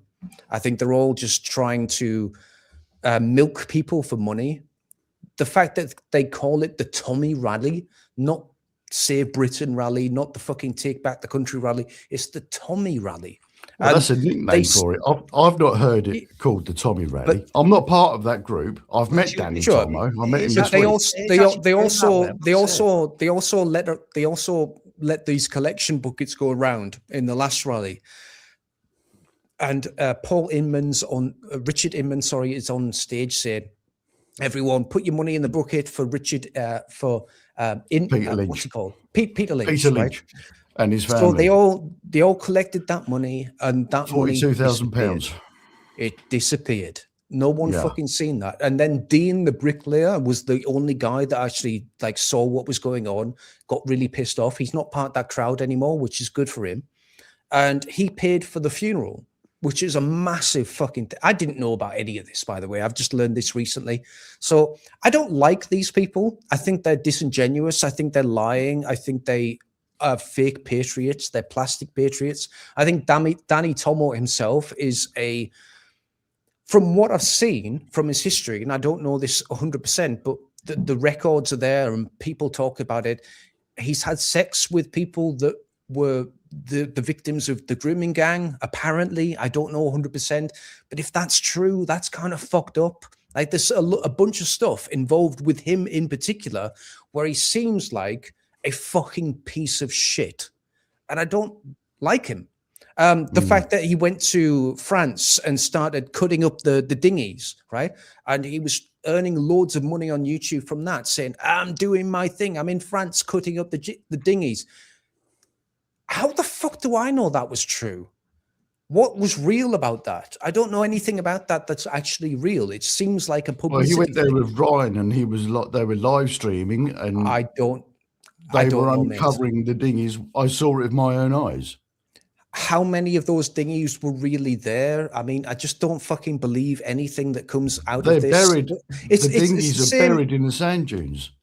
It's the same as the UK government. The UK government says that they're paying France to stop the dinghies, but it seems like they're paying France to fucking make the dinghies. It seems the opposite of what's happening.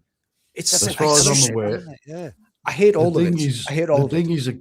The dinghies are being made in China. They're being ordered in China. They're being imported and coming through Germany.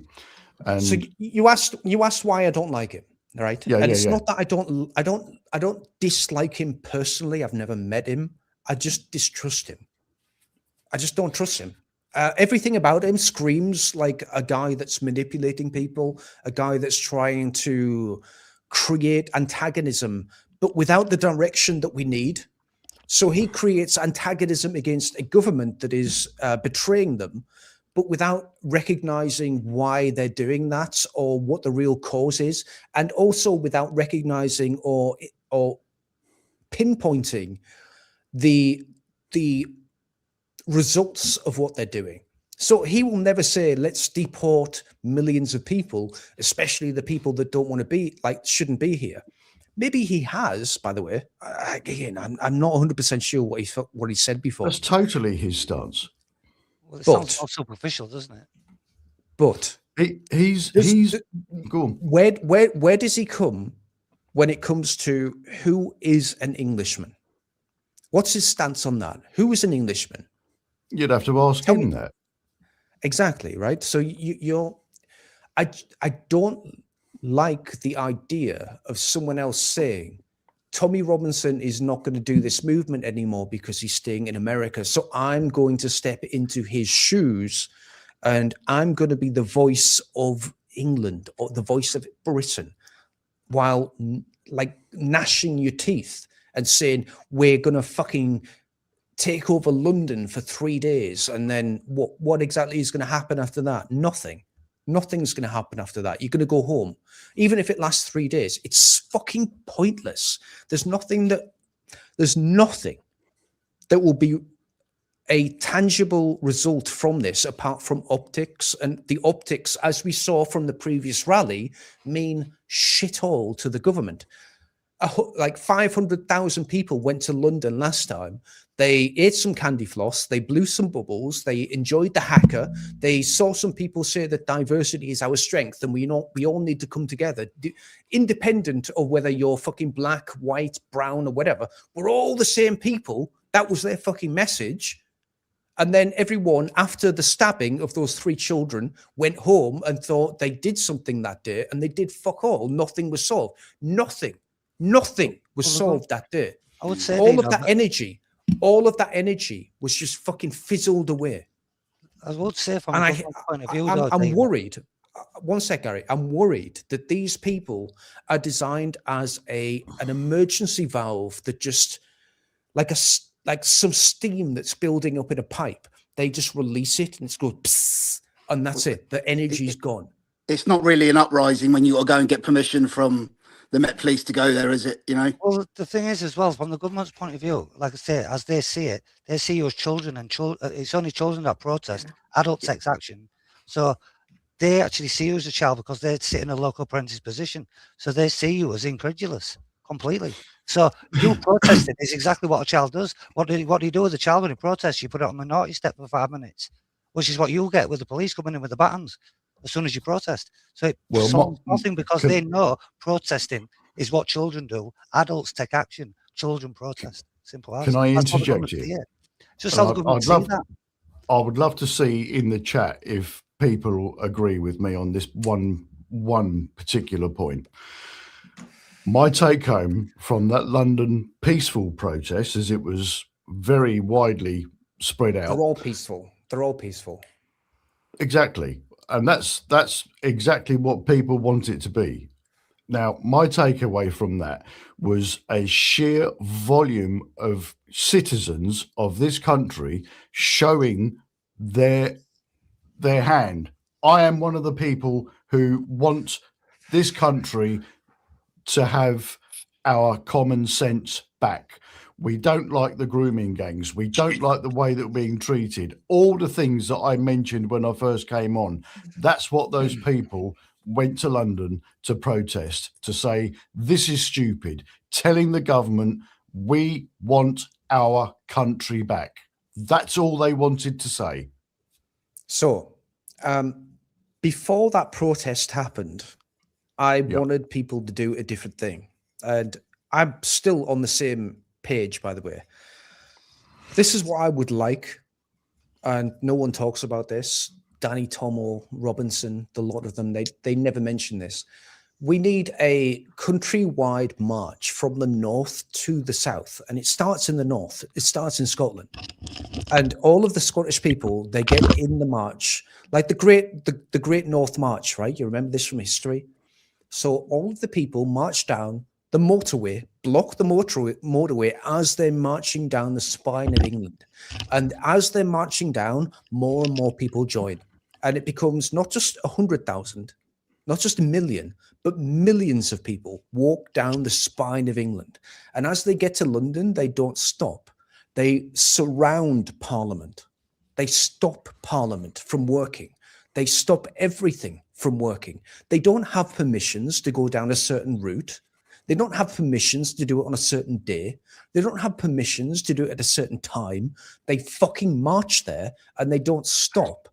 They just sit there and they stop government working until it leaves. That's my idea of a real protest, not fucking flag waving with Palestinian flags and Israeli flags, like just waving in the crowd saying, yeah, we're all the same people. Fuck that shit. No, we're fucking English. Can I bring this back to a bit of reality? And I don't mean any disrespect to you whatsoever, Dino. I respect you as a creator, as a person, as an individual mind. But that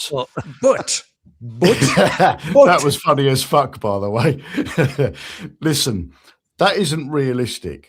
You're not going to get people capable of walking from Scotland to London.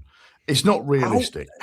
Listen, we've done it before. What do you mean it's not realistic? We've literally done it before. We've done it before. Yeah. When there was no alternative, for fuck's sake. Like when did we last walk in crowds and hundreds of thousands of people? When did that last happen from Scotland to London? You tell me. Do you know why? Do you know why it would be powerful? Because it would take weeks, and you'd have people camping on the motorways in tents. Like it would be fucking amazing. It would be amazing. It would be one of those things that people talk about for the rest of their lives. In history, it would be in the annals of history.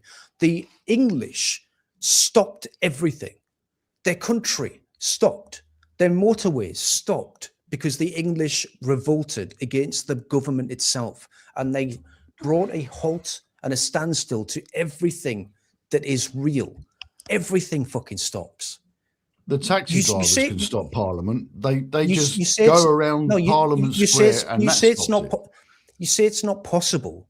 I disagree with that. That's like a massive Paul Thorpian, like you've already lost kind of bullshit. Gary, go ahead. Go on.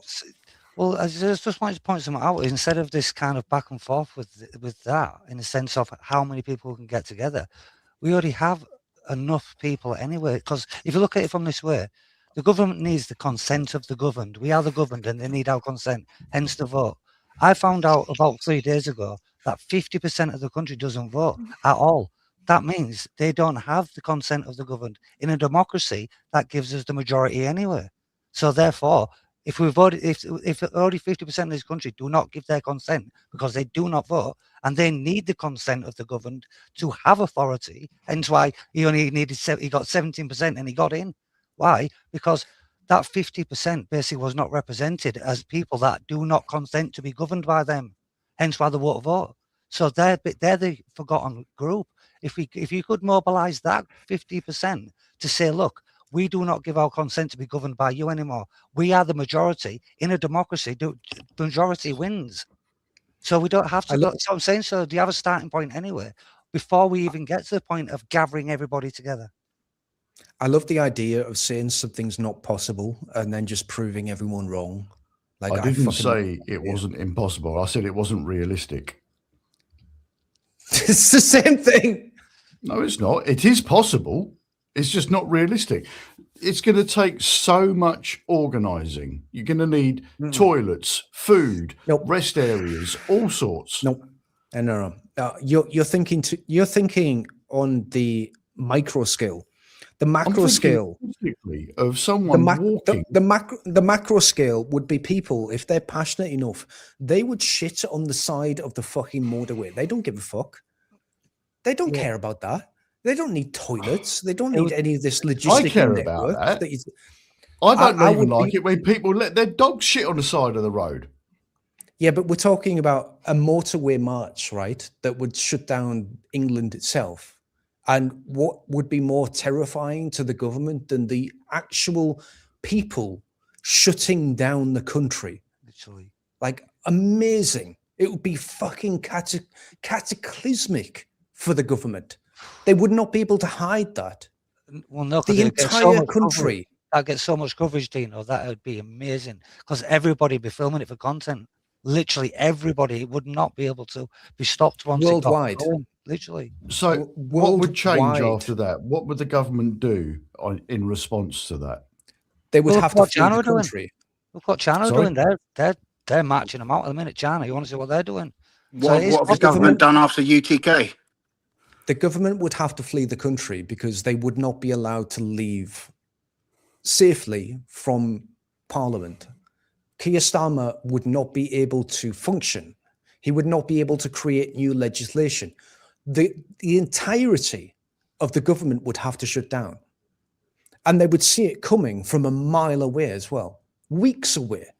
They would see it start and they would see it grow and they would see more and more people join as they march down that fucking motorway. It's like a slow motion bullet that comes to the heart of Westminster. It's might of a right, isn't it? The more might you have, the more right you have, because the more people you have, that's what gives you political sovereignty. So the more people that gather, the more sovereignty you get, and the more might you have, the more they're going to back down because their group is small. There's only 640 of them sat in there. So Well, I think imagine they've if you had like 60 million people just descend on London and go, right, we've had enough of you, mate. We want you out, and we're not moving until you get out. they've made us forget how many of us there are. That's what they've done. I agree. It's way better than us asking them for permission to go down a certain street at a certain time for a certain period of time and then fucking off back home because they'll arrest us. No, You can't even convince the British public to vote for a general election. 19 million people didn't bother to go out and vote at the last general election. 19 million people could not be asked. And those 19 are now going to restore. This is amazing. It's not about being asked. It's a case of Gary, who have I got to vote for? That's the Gary, problem. I love this. Who have I got to vote I love for? this. It's not a case of not This being is- asked. I would have voted if there was somebody there to vote for. Trust me. It's not a case of not voting. It's a case of who is there that I can trust to put my trust in. Who do I want to be governed by? That's who Restore are sweeping up now. That's what they're doing now. All of those people that have been have given up. They see no hope. They've had no hope whatsoever. Rupert Lowe's given them that now. So those 19 that you mentioned, they'll be going to Restore. I It's totally as simple as agree that. with that. Guys. I totally agree with that. That's my argument when anyone says to me that Restore are splitting the right. They're not. They're taking the votes. They're not splitting the rights. They're taking the votes. They're taking the silent majority. Guys, this is the Thorpean argument, right? Paul Thorpe says that we've already lost, that we need to accept. We need to accept these people into our country. We need to accept their votes. We need to accept Islam. We need to accept all these different ideologies because we've already lost. Paul Thorpe is on fucking camera. He's on camera saying this. You've already lost. Getting back the old England is impossible. You fucking lost. That's Paul Thorpe's argument. No way. The only time I've lost is when I'm in Valhalla. My argument is saying, actually, we need to show these people how fucking lost they are. Exactly. Yeah. How we can join as a group and show them with force, without actual physical force, show them with force how numerous we are, how joined together we are, and how we can shut down everything. Every fucking thing that they think runs this country, we can just shut it down in a second, even if it hurts us. We don't care. That's why we voted for Brexit. They told us Brexit would hurt us, and we went, fuck you, we're going to do it anyway. That's what I want.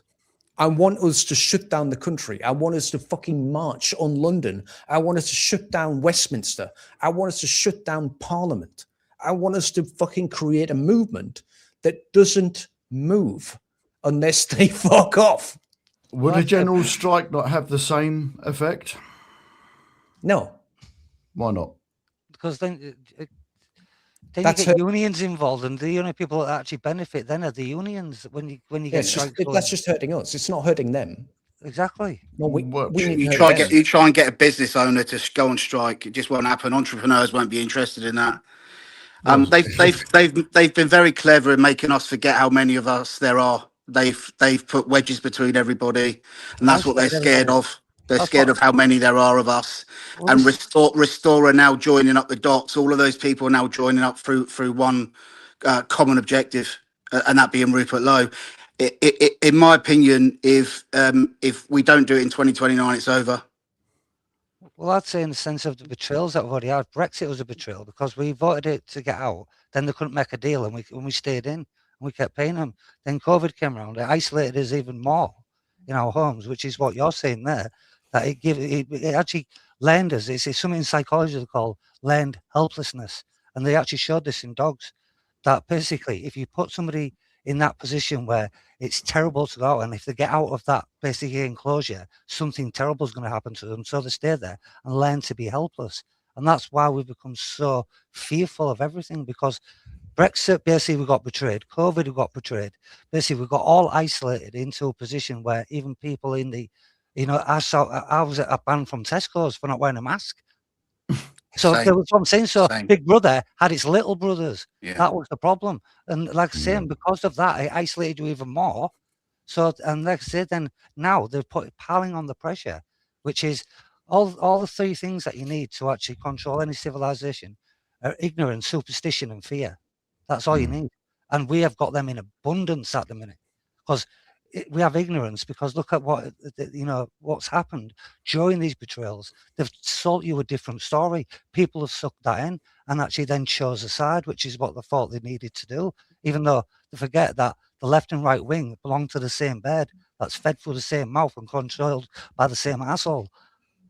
But people forget that. They've got to go to these tips. Sorry about that. Sorry about swearing. Sorry. But it's once why? Again, so who gives a fuck? I know, but it's just that case of that's why we feel isolated, because we've been tipped to balance, we've been betrayed, put all this fear on us, this ignorance on us, and this superstition through it, like religions like Judaism, but basic Christianity, Islamic faith. All of these things have been thrown at us, and like I say, which creates fear. Hence why. Let me ask you a question. Just right. What do you think would happen if the English did start doing that, and they start, not just the English, but the British, right? So they started marching down from Scotland, and they were going down a motorway, and they were making progress. What do you think would happen? Do you think any other ideologies would do something against that march? Do you think there'd be things that would happen to that march? Cars? I think the first thing that would happen is the A1 would have to be renamed. Explosives? No, that won't. I think the A1 would be renamed the Great South Road rather than the Great North Road. So no, what I'm saying is, okay, we're walking down that road. Do you think the people that are interested in keeping the status quo continuous, do you think they would just let us walk down that road unimpeded?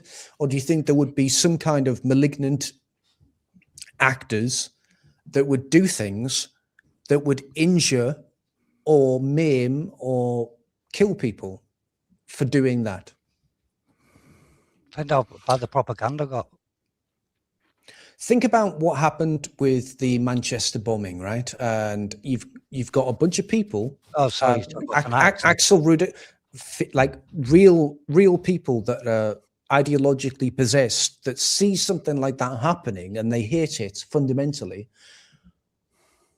Imagine, right? I can't see that like that kind of movement happening without some kind of pushback, and I mean They would physical attack it from pushback. within. They would attack it from within. What would they do? Knives. I mean, okay, you're being very nice here. You're saying attack it from within, but I'm saying that there might be other people that would actually just try and, you know, use a car or a truck and go through the crowd that way. I'm like, seriously, that's what I would do if I was on the ideological opposite position, and I was that kind of fervent sycophant that believed that my opinion and my religion supersedes everyone else. Then I would be in that opinion, that position where I'd be like, okay, that's a perfect stage to do what I want to do, right? So I'm not saying it comes without risk. There would be need. I think if you had that movement, you would need like a series of cars or trucks that would go in front of the crowd itself to block it. Farmers' tractors. Exactly, right? You'd need fucking tractors, perfect. And you'd need the same kind of people behind, like protecting that as well. Yeah. And people. We could bring the drones. farmers as we go down the country. The farmers would come from the rural lands onto the motorway as we went down. You definitely need support vehicles to charge up phone batteries, drone batteries, and stuff like that. So you've got surveillance. You've got trying to turn my military head on. I can't even think. You've got loads of services on the way as well. Logistics. You can just stop off He's the talking Costa about as well. logistics, yes. Yeah, services are okay if you're in a car between them, but if you're walking between services, you're going to have to take your own stuff. You could just top up as you go to each service. Like I say, it's not impossible. It is definitely something which is possible. I just don't see it as being realistic. I really can't see it happening. But London's not England, is it? Why is it always got to be London? London's not England. There's a whole country. So have different marches to different cities. London should be England, right? And London is the cancer. It's where it's all London coming is the from. capital. London was the very first place to become minority white for a reason, guys. For a fucking reason. It's the they did that on nucleus of purpose. Yeah.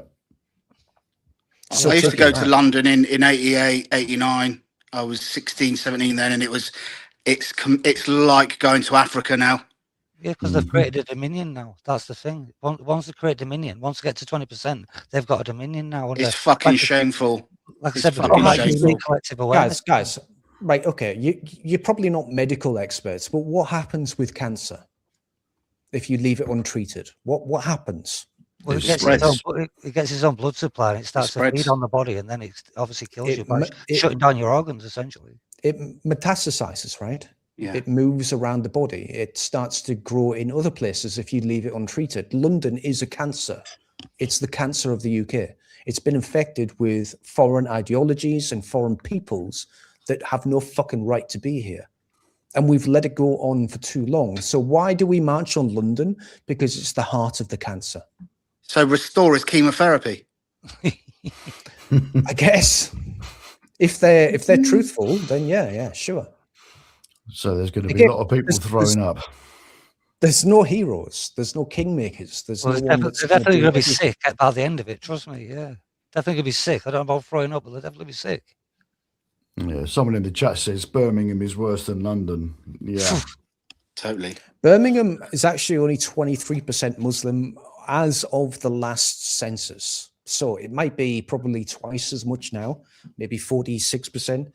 But London is 48% white as of the last census, which means it's probably 20% now.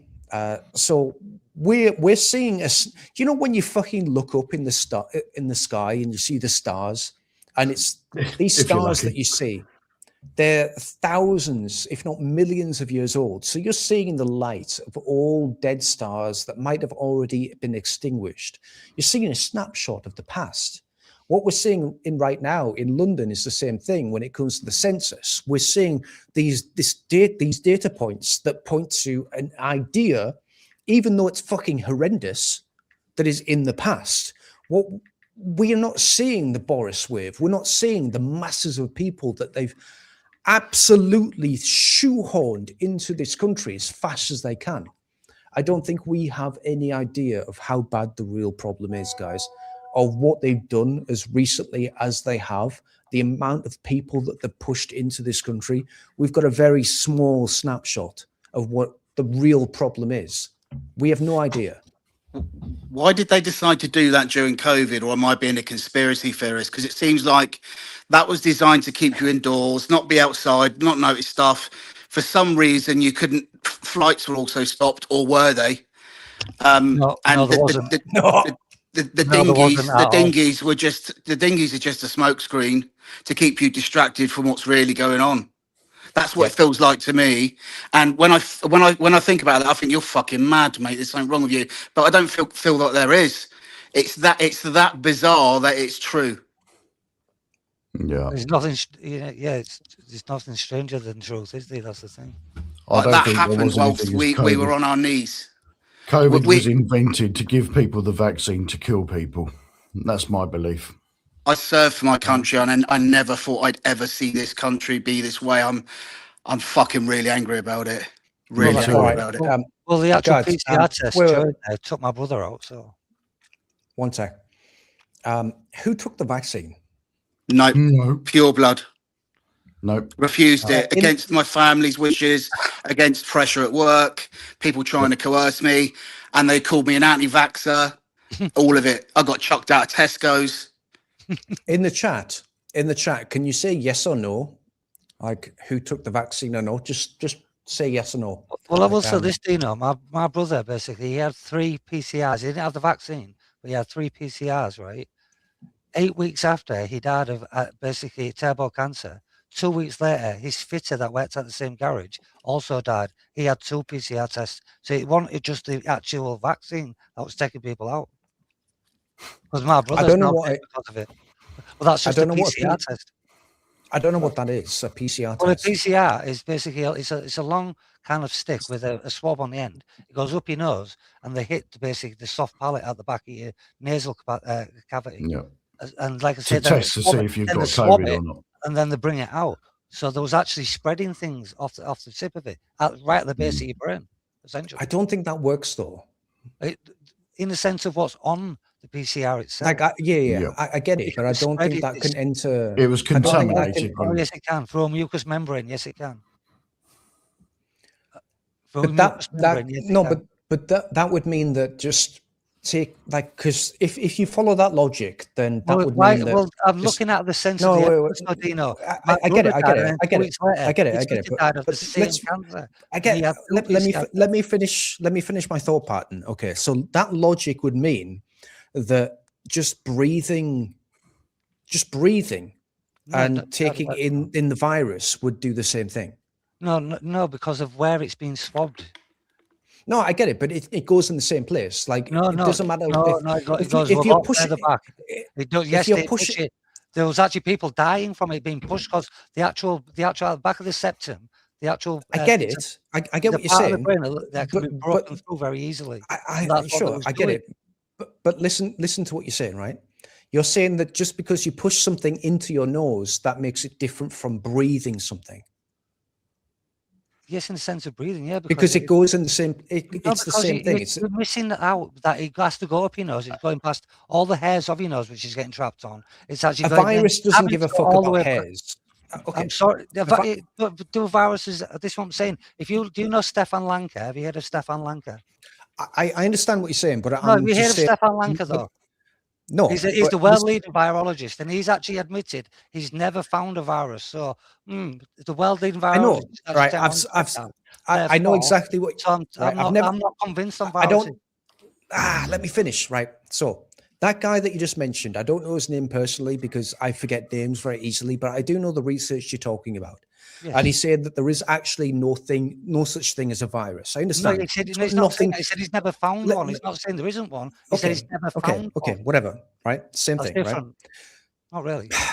So, I'm not arguing with you. I'm just saying, logically, if you think about this, if you have to push something in your nose and that infects you, that is going along the same channels of infection as just breathing it, because the air will reach the same places. Did you ever get swab. COVID? No. Oh, exactly. So therefore, if you're not, I did get sick though. I got a cold because I get a fucking cold every year. Exactly. I don't know if You it was know what that is? COVID. No, you know what that is? This is what I'm saying. That's not a cold as you're seeing it.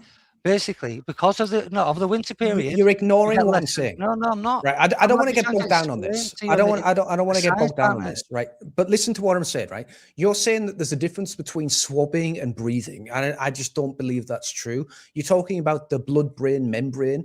Sure, that's fine, but that's not actually what's happening. You're talking about just a nasal infection that's that's contrived through a swab rather than just breathing naturally. And I'm saying actually they're both the same thing and they can be infected in the same way.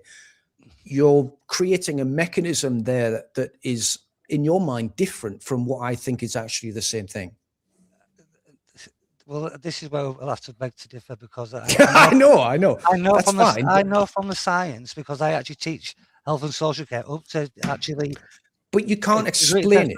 But what I'm saying is, in the sense of when you breathe, the airway is different to the septum right at the back when they've forced that in. That's different to a passage of air. Yes, it is because that's passage. Yes, it is. It's a very different passage.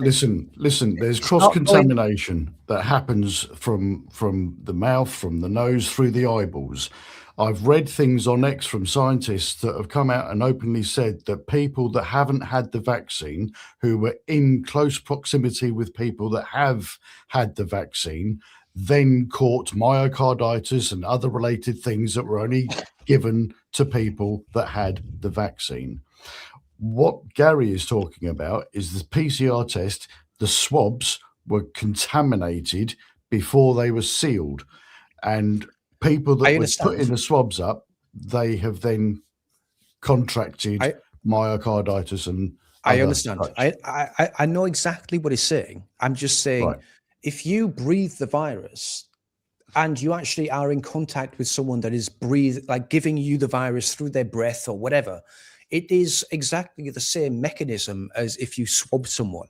Like, there's no difference there. I'm not saying that it's not impossible. I'm not saying it's not impossible to infect someone with a swab. Have you heard of the Spanish flu? Have you heard of the Spanish flu? Of course, yeah. Well, you know, the Spanish flu. No, listen to this then. In the sense of infection, they actually had people go into the places where the Spanish flu was rife. They stood in front of people, got coughed on, sneezed on. Literally, not one of them contracted anything, and they were stood literally at 2 feet away, being literally. They even had the snot injected into them.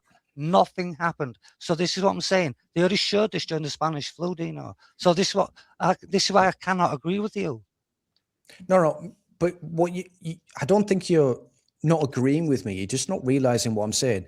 There's no difference between sticking something in someone's nose if it's infected and someone that is infected and breathing on them and they breathing them that infection into their nose. This is what I'm like if you're right next to someone going and coughing on them, you're going to get the infection regardless. So like the swab, like I'm not even disagreeing with you. Maybe they infected people with the swab intentionally. I'm not disagreeing with that. I think the problem here is what you're suggesting, Dino, is correct. However, you're going to transmit a virus by breathing it in or breathing it out and passing it on to somebody else. But what Gary is saying is you're going to contract myocarditis from the vaccine, which you're not necessarily going to get from the virus. The virus and the vaccine are two completely different things. The virus was just like a bad cold, whereas the vaccine would give you, it would contaminate your spinal fluid. It would give you myocarditis. It would put long worms in your blood that would then get into your heart, your lungs, your brain. And that is what the vaccine did. That's not a virus. That is something completely different. Now Dino's gone. I think his signal went low. I think. I'm sure it just said bandwidth low. I'm sure it just did. Maybe I was talking too fast. No, I think it might just been his signal cut out. Yeah. Oh well. Well, I was on about the PCR essentially, and the PCR, because of how far it goes into the nose, and like I say, and my brother got terrible cancer. That's what I'm saying. But the thing that actually got my mind going more than anything was that 2 weeks later, his fitter, the guy that went to the same garage, he died of the same terrible cancer as my brother had. Well, we had 1,500 that's what I'm saying. athletes. But that's all I'm We saying. had 1,500 athletes, there must be something footballers, about that all sorts of people PCR died then. from it. But it must have been My something mum about that had- PCR that. My mum had an infection in her spinal fluid that the specialists in the northeast of England, some of the finest specialists in England, had no idea. Well, I personally believe that they had a clue, but they wouldn't tell me. But they'd never seen it before in all of their professional capacity. And they wouldn't tell me where it had come from, but I know where it came from because she was perfectly healthy. If she wasn't as healthy as she was when after that one jab, she wouldn't be here with us today. Here he is. Fucking hell. Who's ever been kicked from their own live stream before? Welcome. Welcome back.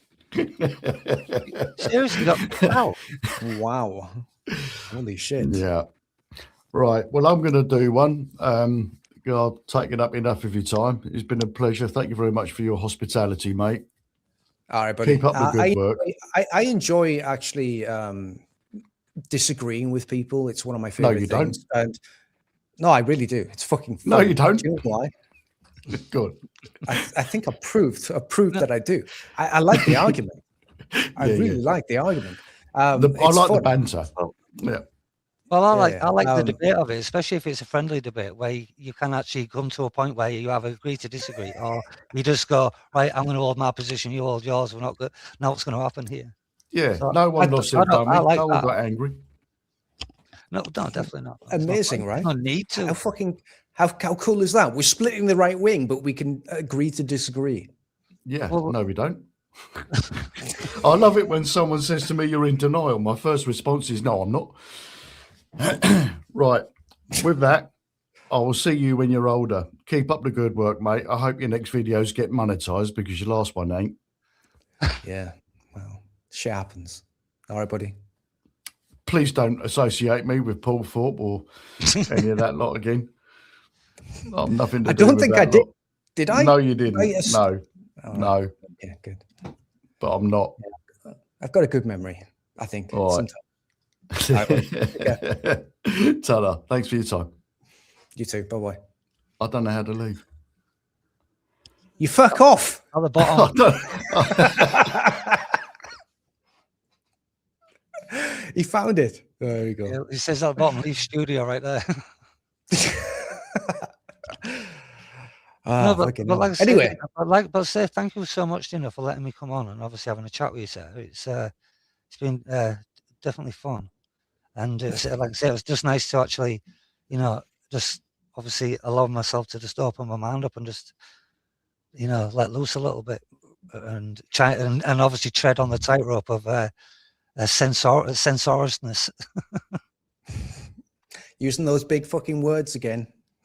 Well, once again, it's like if I do that though, if the algorithm don't pick up on the words, you see, because he just goes, oh, he's just using his vernacular very well. Let's say that. This guy's from the fucking Lotus Eaters. We can let this guy pass. No, but this is the thing. You see, this is one of the things that I've noticed when I was doing a podcast on the lawful remedy, that I had to kind of use more euphemistic language, so the algorithm won't pick up on what was being said. So you've got to kind of, like you do with the, yeah, exactly. You use that kind of code method, don't you? In the sense of, like in V for Vendetta, where it says that artists use lies to tell the truth, and I think that's what you do in that sense of, as an artist would do, in the sense of, I use lies to tell the truth, mate, because it's a sense of I'm using their lies to show you the truth. That's what you do. I called them receipts. Yeah, exactly, yeah. But I was just thinking in the sense of V for Vendetta, when they goes, that artists use their lies to tell the truth because they expose their lies by showing them to be lies, and there's the truth of it. Dude, it's an amazing movie. What a fucking movie. Well, that's what I see you do in the way that you kind of present. You do the same type of thing. You kind of, oh, that's nice. You say it directly, but you kind of embroider it really nicely so it looks colourful. That's very nice of you. I use colourful Well, language no, to mask the truth while saying exactly what I want to say. exactly, dude, and that's what I like. 'Cause because that in itself, is a very smart way to do it. Because it for me personally, this is one thing that kind of made me start watching you, is because of the way you did it. And I was just like, actually, I like the way he does that, because if you can read the subtext, you know exactly what he's saying. Do you know how many people don't? Like, it's amazing. Like, they just do not read anything. Well, I'll tell you what, you don't know how many it's times so- I've sat in here and nearly collapsed laughing when I've just I've just gone, yeah, I know exactly what you're saying there, Dino, mate. What is that in the background? Is that a self-defense? That is a mock zhong, yes. It's one of those Chinese Bruce Lee things. Yes, well, I'm a master instructor of Wing Chun Kung Fu, so that's another one of the things that I do. So, but yeah, I've been doing that now for a long time. So I I'm seen as a warrior philosopher, you see. So. I act like an idiot, and I say like the Chinese. What did I say? Xing Chung thing. Yeah, well, it's a training dummy essentially. That's what it's called. Well, its name is the mock zhong, but it just means wooden man, essentially. Yeah, I've got a Chinese wife. She knows exactly what that is. Well, she would if she heard me say that, definitely. Well, I can speak a bit of Cantonese. It depends if she's Mandarin or Cantonese in the sense of. Oh, she knows both. She's fantastic. hardcore Chinese. Yeah. Well, I say, I'm good with Cantonese, but I say Mandarin. No, definitely not. Fuck. You know what? I just gave more information away. I've done it before. People know this, but yeah, I can't be racist, everyone, because I have a foreign wife. And by the way, my children would never be allowed to be in any position of power. That's my sacrifice and their sacrifice, and I stand by that. No foreign children, no half-breeds should be allowed to be in parliament or representing the English people. It's kind of fucked up, right? Not especially. Not especially if you stick to your values. No, that's actually your value has to be consistent. So if it's not consistent, it's not a value. It sucks for them, but if when they are born into this world, they're not allowed to represent the English. But it's one of those things, and they probably will be hated in China as well. So there'll be people from two worlds that are not accepted in either, not fully, and they'll hate me for it. And they'll just have to deal with that eventually. Well, if you look at this from a Taoist perspective, because I'm a philosophical Taoist myself, it's a case of why not actually just merge those two things together and become a new person? You are a new person. So just like everybody else, as I say, as we evolve. And if that's the case of where it's like my heritage is part Hopi Indian and part Swede. So I'm a mixture of two very distinct kind of not really that distinct. Not really that distinct though. I'm talking about fucking Chinese. No, but in the sense of that the Hopi Indians are in obviously North America, and the Swedes are obviously somewhere that kind of northeast of basically. But if I'm looking at you, I don't think you look like I'm looking at you right now, and I don't think you look like a fucking Indian guy from North America. I think you just look like a guy from. I mean, when you do this with your fucking nose, it's a little bit different. Oh yes, that's what I said. I've got that's the American side of me. That's what I'm saying. If you had this on my skin, I've actually got kind of reddish skin from like the Hopi. I've still got the reddish skin. Reddish skin. Well, yeah, basically red skin. I am a kind of a red skin. It's crazy. But that's what they called us. But in that sense, I found out through Taoism, because it's the yin and yang of yourself, the dark and light of yourself, that you can merge those things together and become something completely different, something that the world would admire, rather than you being conflicted about who you want to be. No, I'm somebody's completely very on the dead opposite. set. Somebody's dead set on who they are, then. I can't see that. Like I would bring my children up to understand that they're not of the same. They're just not the same, and it's nothing to do with them. They've got to find their own path in their lives and all this stuff. But they can't be representing the English people because they're not inherently English. They're like two different peoples from. It's kind of No, fucked up. I meant them individually, but Dean, I'm not talking about politically or anything beyond them as people. They can find out who they are. They don't have to be conflicted about the identities that they carry. That's what I'm saying. But they will be inherently conflicted because they're from two different peoples. So they'll have to find their, like what you said, right? Yeah, They'll have to find their own way. That path, yeah, they have to just become the person that they want to be, regardless of those that conflicting kind of nature that they will carry, because they are just them. They are just them anyway. But they can't represent the English. I'm not saying. I'm not saying I disagree with that. I completely agree there, but just for them as people themselves, that's why I'm going. I'm bollocks to everything else. Them as people, that's what I'm saying. That they are still life, they're still breathing, they're still alive, regardless of what the restrictions are put on them after them being people. That restriction is societally, how can we say it, imposed. It's an imposition. Therefore, them as people, they can still be. I'm gonna close down this live stream at 3 hours. It's 2 hours and 10 minutes now, so I'll do another 50 minutes. I'm gonna invite someone else to the chat if you want to join. Again, this is once a week. Hate it completely. I've talked for too long, but if I'm going to do it, then I may as well do it completely. So here's the link again if anyone wants to join the chat.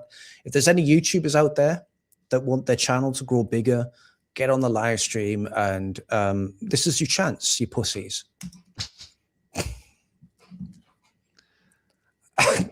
Gary, go. What have you got to say about that, huh? Nothing to say about that. I was chuckling at basically once again the subtext to what you was getting at. like I said, this is what makes me chuckle when I get back from work. It's a case of I watch you and it's just some of the things you say just really just kind of jolt me in the right place.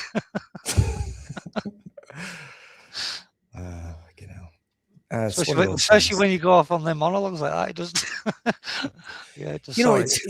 it's kind of messed up actually. I've noticed with a lot of right-wing YouTubers, the smaller ones, they're more open to talking about other channels and promoting them and trying to say, hey, we're all in this together and we're actually trying to build this movement together, and this is a good guy over here, this is a good guy over there. But I've noticed the bigger ones, like the legacy channels, they never fucking do this. And there's a few of the newer ones, by the way, that never do this either. They never promote outside their own sources, their own people. Like they're in a club, like a clique, that they never actually say, you know what, we want to grow this channel, obviously, but here's another guy that's trying to grow his channel and he's got a really good message, so go watch him as well. Like they're so selfish about their message and their fucking channels. And it messes me up because I just don't understand what they're doing this for if they don't promote other people at the same time. It's kind of crazy. They forgot the rule of reciprocity. That's why. Once you forget that rule of reciprocity, that's when it falls through. And that's what I'm saying. So in the sense of how you promote things, it's that reciprocity. They will also support you back. So you're actually getting more views because the views that would go there that wouldn't normally watch you now come and watch you because they're interested, because they've just talked about you, because you've supported them, so they support you. So it actually builds your channel better because you're actually sharing basically views. So so there's always a benefit in the sense of reciprocity. You help somebody else. They've got tiny channels though. Well, it's quid pro quo, isn't it? Basically, you scratch my back, they scratch yours. No, but it's a case of when you're actually helping each other out. Why not? Because especially if you're a small channel, like you said, that needs to grow, then it's like you've done. I've seen you promote at least 3 already. And like I said, and it's like I know one of them has actually promoted you back. So that's what I'm saying. But that's reciprocity. Paul Morris. Yeah. Paul Morris, right? He wants me to fuck his wife. Has he got a bowl with the keys in as well? He wants something. I don't know what he wants exactly, but it involves his wife. That sounds like a bowl with keys in. he can go play darts by himself, and I'll just spend some time with his fucking elderly wife. Just, I'm not saying anything's true, but that's the feeling I'm getting. But also, Well, Fuzzy Peaches spring to mind. So it's, oh fucking hell. that's all it was. I just got a fuzzy peach in my head when you said that. I was like, oh no. I don't know. Right, I'm gonna have to kick JJ from the what's it called? Studio. The back room, the studio. Oh, the back room. Sorry, yeah. If you've got no camera and you've got no microphone, it literally. Oh fucking hell, Sue's looking like a sexy. She's so sexy. Look at this woman here. She's dying to talk to me. Wow. Well, I'll tell you what. I'll put myself on mute. Then I'll sit back. Hello. Hello, Sue. How you Hello. doing? How are you? You little minx. What I are you know. doing I've got my tonight? little leopard top on, ready to talk to you. Oh, What I've do you want just to talk about, started, Sue? haven't I? Oh God, where from the start? I've just started my new little channel, haven't I? So it's going all right. I've got over 4,000 subscribers now. Oh, I remember you mentioning me in one of your videos, asking if I could shout you out, and I was like, "Okay, you're on the list. I've got like 10 people now. I need to shout out. So you're on the list. You're there. Don't worry. I haven't forgot." I want to like what you've just been saying about people shouting out, or giving people. I find a lot of people once they get up there, they pull the ladder up, don't they, and they don't help anyone else to get where they are. But I find the likes of yourself, Paz has been really helpful. Paz 49, Angry Bootneck. They're like that's 3 of you that have been really helpful to me. But as you said, a lot of the bigger channels, they don't even answer you, and you think we put them there, we got you there. No, it is weird. It's like what you said when they get into a position where they feel comfortable and they're getting the views that they want. And I don't really care about like the views or anything.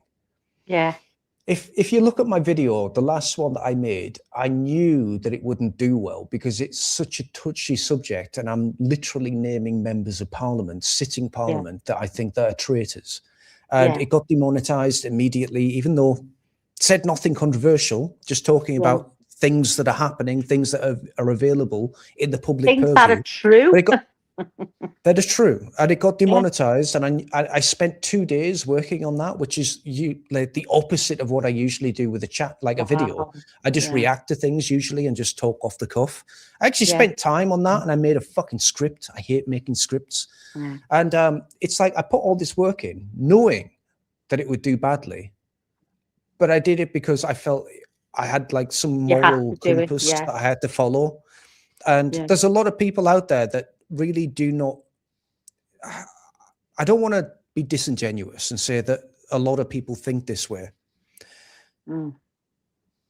but I think there's something happening in this country, and I think it's like a moral rightening, like a realignment when it comes to what it means to be not just an Englishman, but like a moral person, like a person that cares, right? And a lot of people are starting to understand this now, and they're starting to realize that there's something fundamental that we need to recapture as a people and as a country. And if we don't recapture this and we don't embrace it fully, then we'll be lost in modernity and this multicultural paradigm that doesn't really exist. So when you say that there's channels out there that don't recognize other channels, I don't think it's them being bad people. I think it's just they've not caught up to the idea yet that we need to be fundamentally changed from what we were before and embrace something new, which is a collectivism that we've never had in our entire lives. Like we've never had that because we've never needed to, right? No, we always haven't. just been we've always just been English, and we understand. It was like I was asking Gary, what does it mean to be an Englishman, right? We've never had to embrace that question or understand that Yeah. question, because we always fucking knew fundamentally who we were as a people.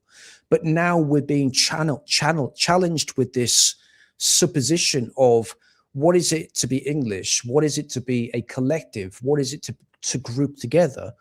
And I think there's a few people still that really don't understand the importance of like grappling with this in a real fundamental existential manner. Like, what the fuck are we? What Yeah. do we really believe in? Who are we as a people, and how can we support each other? That was a long fucking way of explaining something that is really really simple. Well, yeah. Should English people support English people, and should English people promote English people against everyone else that is No, trying to yeah. tear us down? I think that is a really, really difficult question when you say to someone, if someone says to me, what does it mean to be English? I don't know how to respond to that, if I'm being honest, because we've never had to think about it. We've just been English. But now we have to start thinking about it and going, oh, it's this or it's that, but I just think I done a video very similar about the way people's minds are changing. I think that I'm sort of heading towards Restore Britain, and everyone I speak to, and I mean every person, because they know I am a little bit political like that.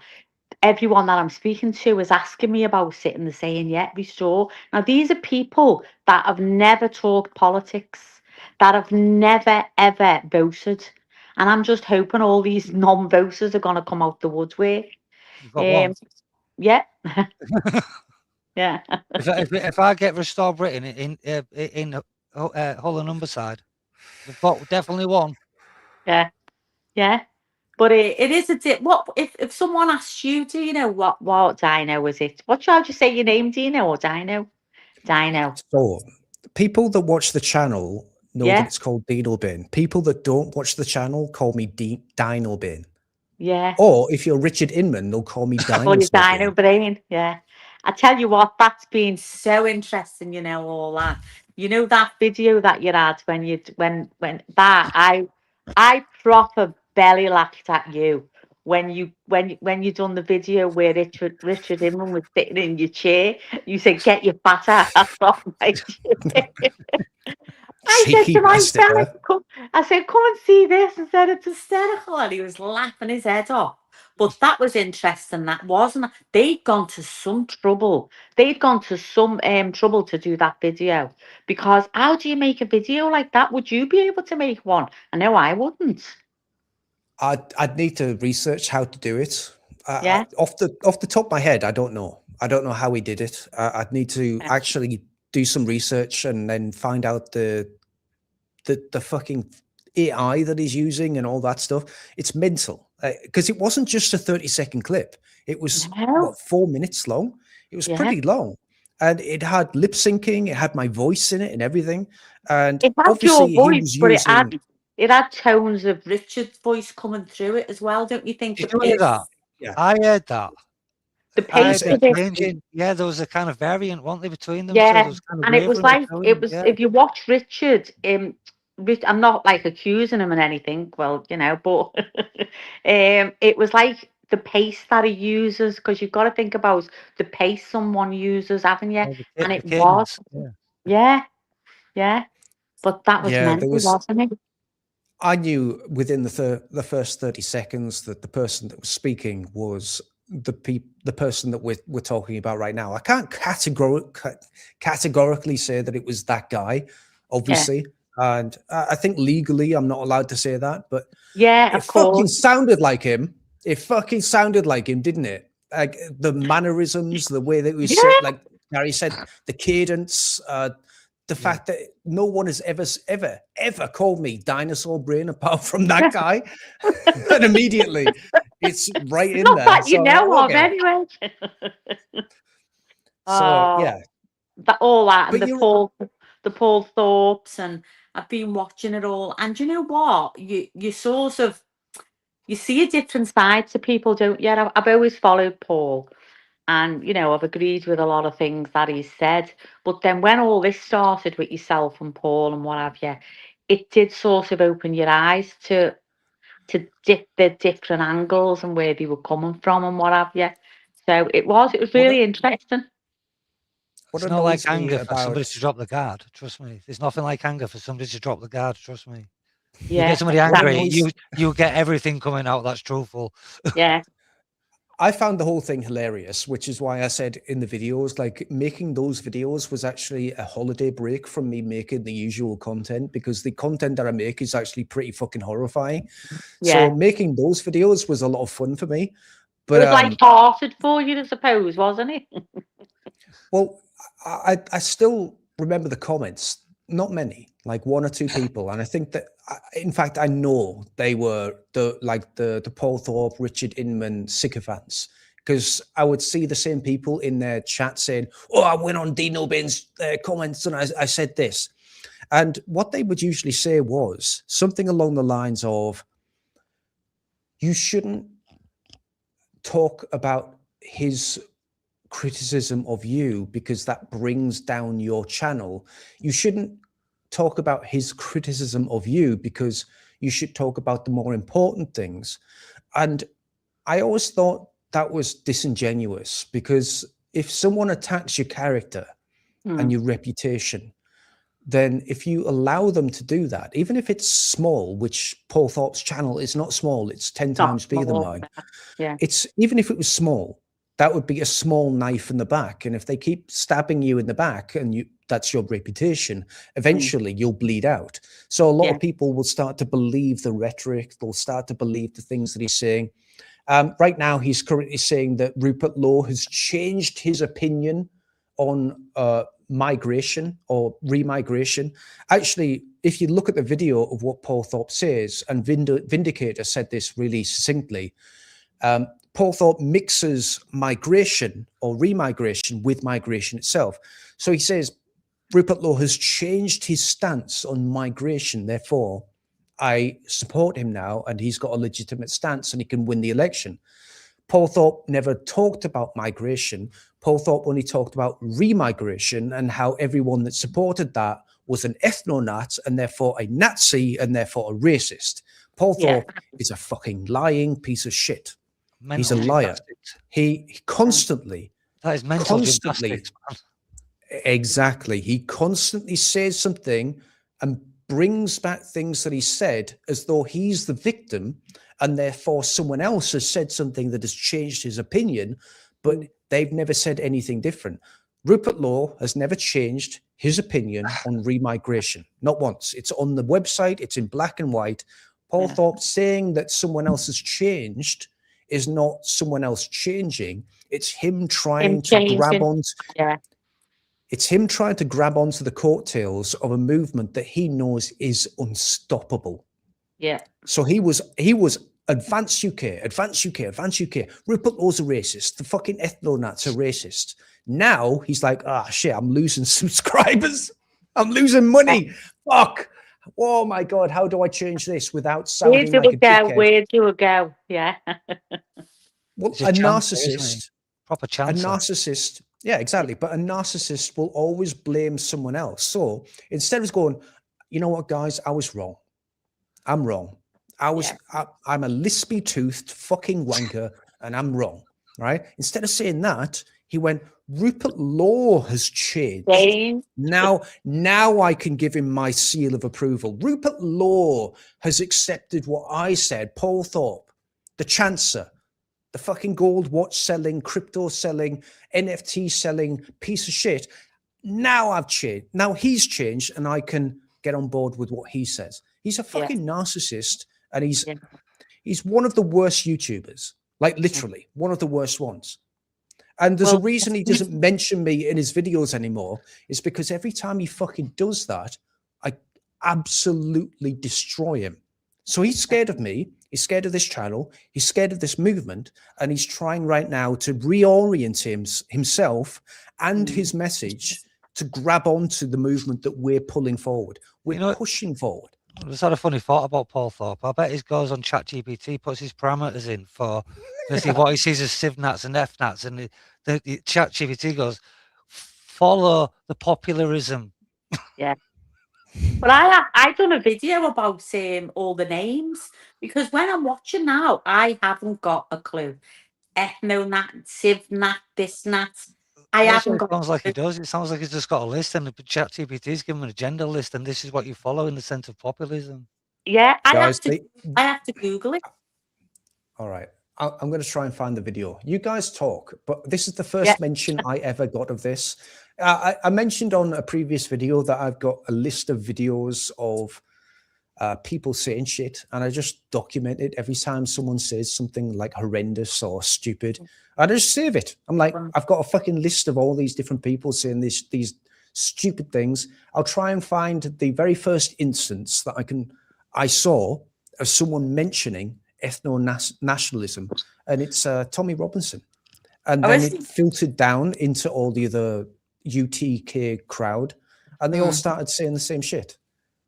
So, I've never heard of it. I don't know. All I've ever heard is racist and bigot and far right, and then these names started coming out, and I was like, I had to Google them to see what it meant, because I didn't have a clue, and I was thinking, where are these all coming from? All these new names, unbelievable. You need a dictionary, don't you? Well, it's the thing of, they actually, in the sense of propaganda, they always use actual terms that have already got a bad smell to them. So the actual word itself is like neo-Nazi. It already has a bad smell because you associate with an extreme. Like say, you see fascist, the same thing. Islamophobic, same thing. It's just it's the actual words that have already a bad smell, like being called a racist. That's why they do it. You know, if you ever get a chance, watch G. Edward Griffin when he talks about the rise of communism in America, and he tells you it word for word how they did it. It's really quite scary. Yeah, how they do it. Yeah, wow. It's very sub rosa. Very sub rosa. Seriously, it's very underhanded. So I believe this is the first mention I've ever seen of ethno-nationalism. Let's watch. You leave it to the FNATs and the Nazis. Unless you address, because the majority of the public are worried by demographic change. The majority. It's not racist. It's not racist to say that England has to remain a majority white country. That's not racist. And exactly the same, like Japan should remain a majority Japanese nation. If it was changing, how come it's only Western nations that have to accept this sort of diversity? Nowhere else has to. So unless you actually have this conversation and actually address the general public's fears, you leave the only people talking about this as ethno-nationalists. And ethno-nationalists are growing in number, growing in confidence. And if they're the only people addressing this specific topic of the conversation, then you leave people to join them, listen to them, and be radicalized by them. But what I don't understand is, what's the difference between their position and your position on this issue? You're kind of basically saying the same thing, aren't you? No, they're saying that non-whites need to be expelled from this country.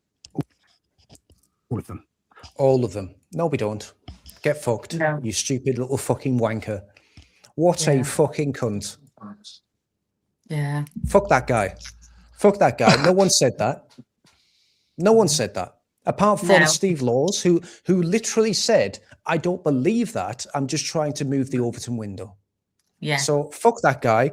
That's the first time I ever heard ethno-nationalism mentioned, ever. Yeah. And Tommy Robinson's crowd all then profligated and started spreading that everywhere, saying that ethno-nats are racist and we want to deport everyone. That is where it came from, everyone. And that's why I don't like the guy. By the way, that's the guy that that's the guy that waves the Israeli flag in all the rallies and says that he's a Zionist, says that he would fight for Israel first above anyone else. Fuck that guy. So what would I be classed as, I wonder? Because I just want the country to be safe, the borders to be closed, and illegal migrants coming. What would I be? Somebody that non-illegal migrants, huh? Somebody had common sense. That's all that is. It's just common sense down the board. There's no other name. There's no label for it. It's just a sense. I've got common sense. This is what's best for us all, really. Yeah. Yeah. And Yeah. listen, I know a lot of people will be triggered by this, right? I get it. And it's the same thing that happened when I started talking shit about Nigel Farage. Because that lost me a lot of subscribers when I started saying Nigel Farage is actually a bit of a dick and we shouldn't really support him very much. And it took 6 months before the channel started to grow again. Because again, just like video after video, because I don't stop just because I lose subscribers. I just keep going with the same message, and then eventually people catch up. I'm there right now with Tommy Robinson. Eventually people will catch up and realize that this guy is not the guy that you need to put your flag behind. He's a guy Don't know from... what's happened to me. Am I still here? No, you're still there. We can hear you, Sue. You sexy bitch. Anyway, so Tommy Robinson, right? He's just like this guy. And he had a good message in the beginning. And he was useful. And now he's saying something that is not useful. And that's it. That's as far as I'm with Tommy Robinson. Really good job in the beginning, talking about something that mattered.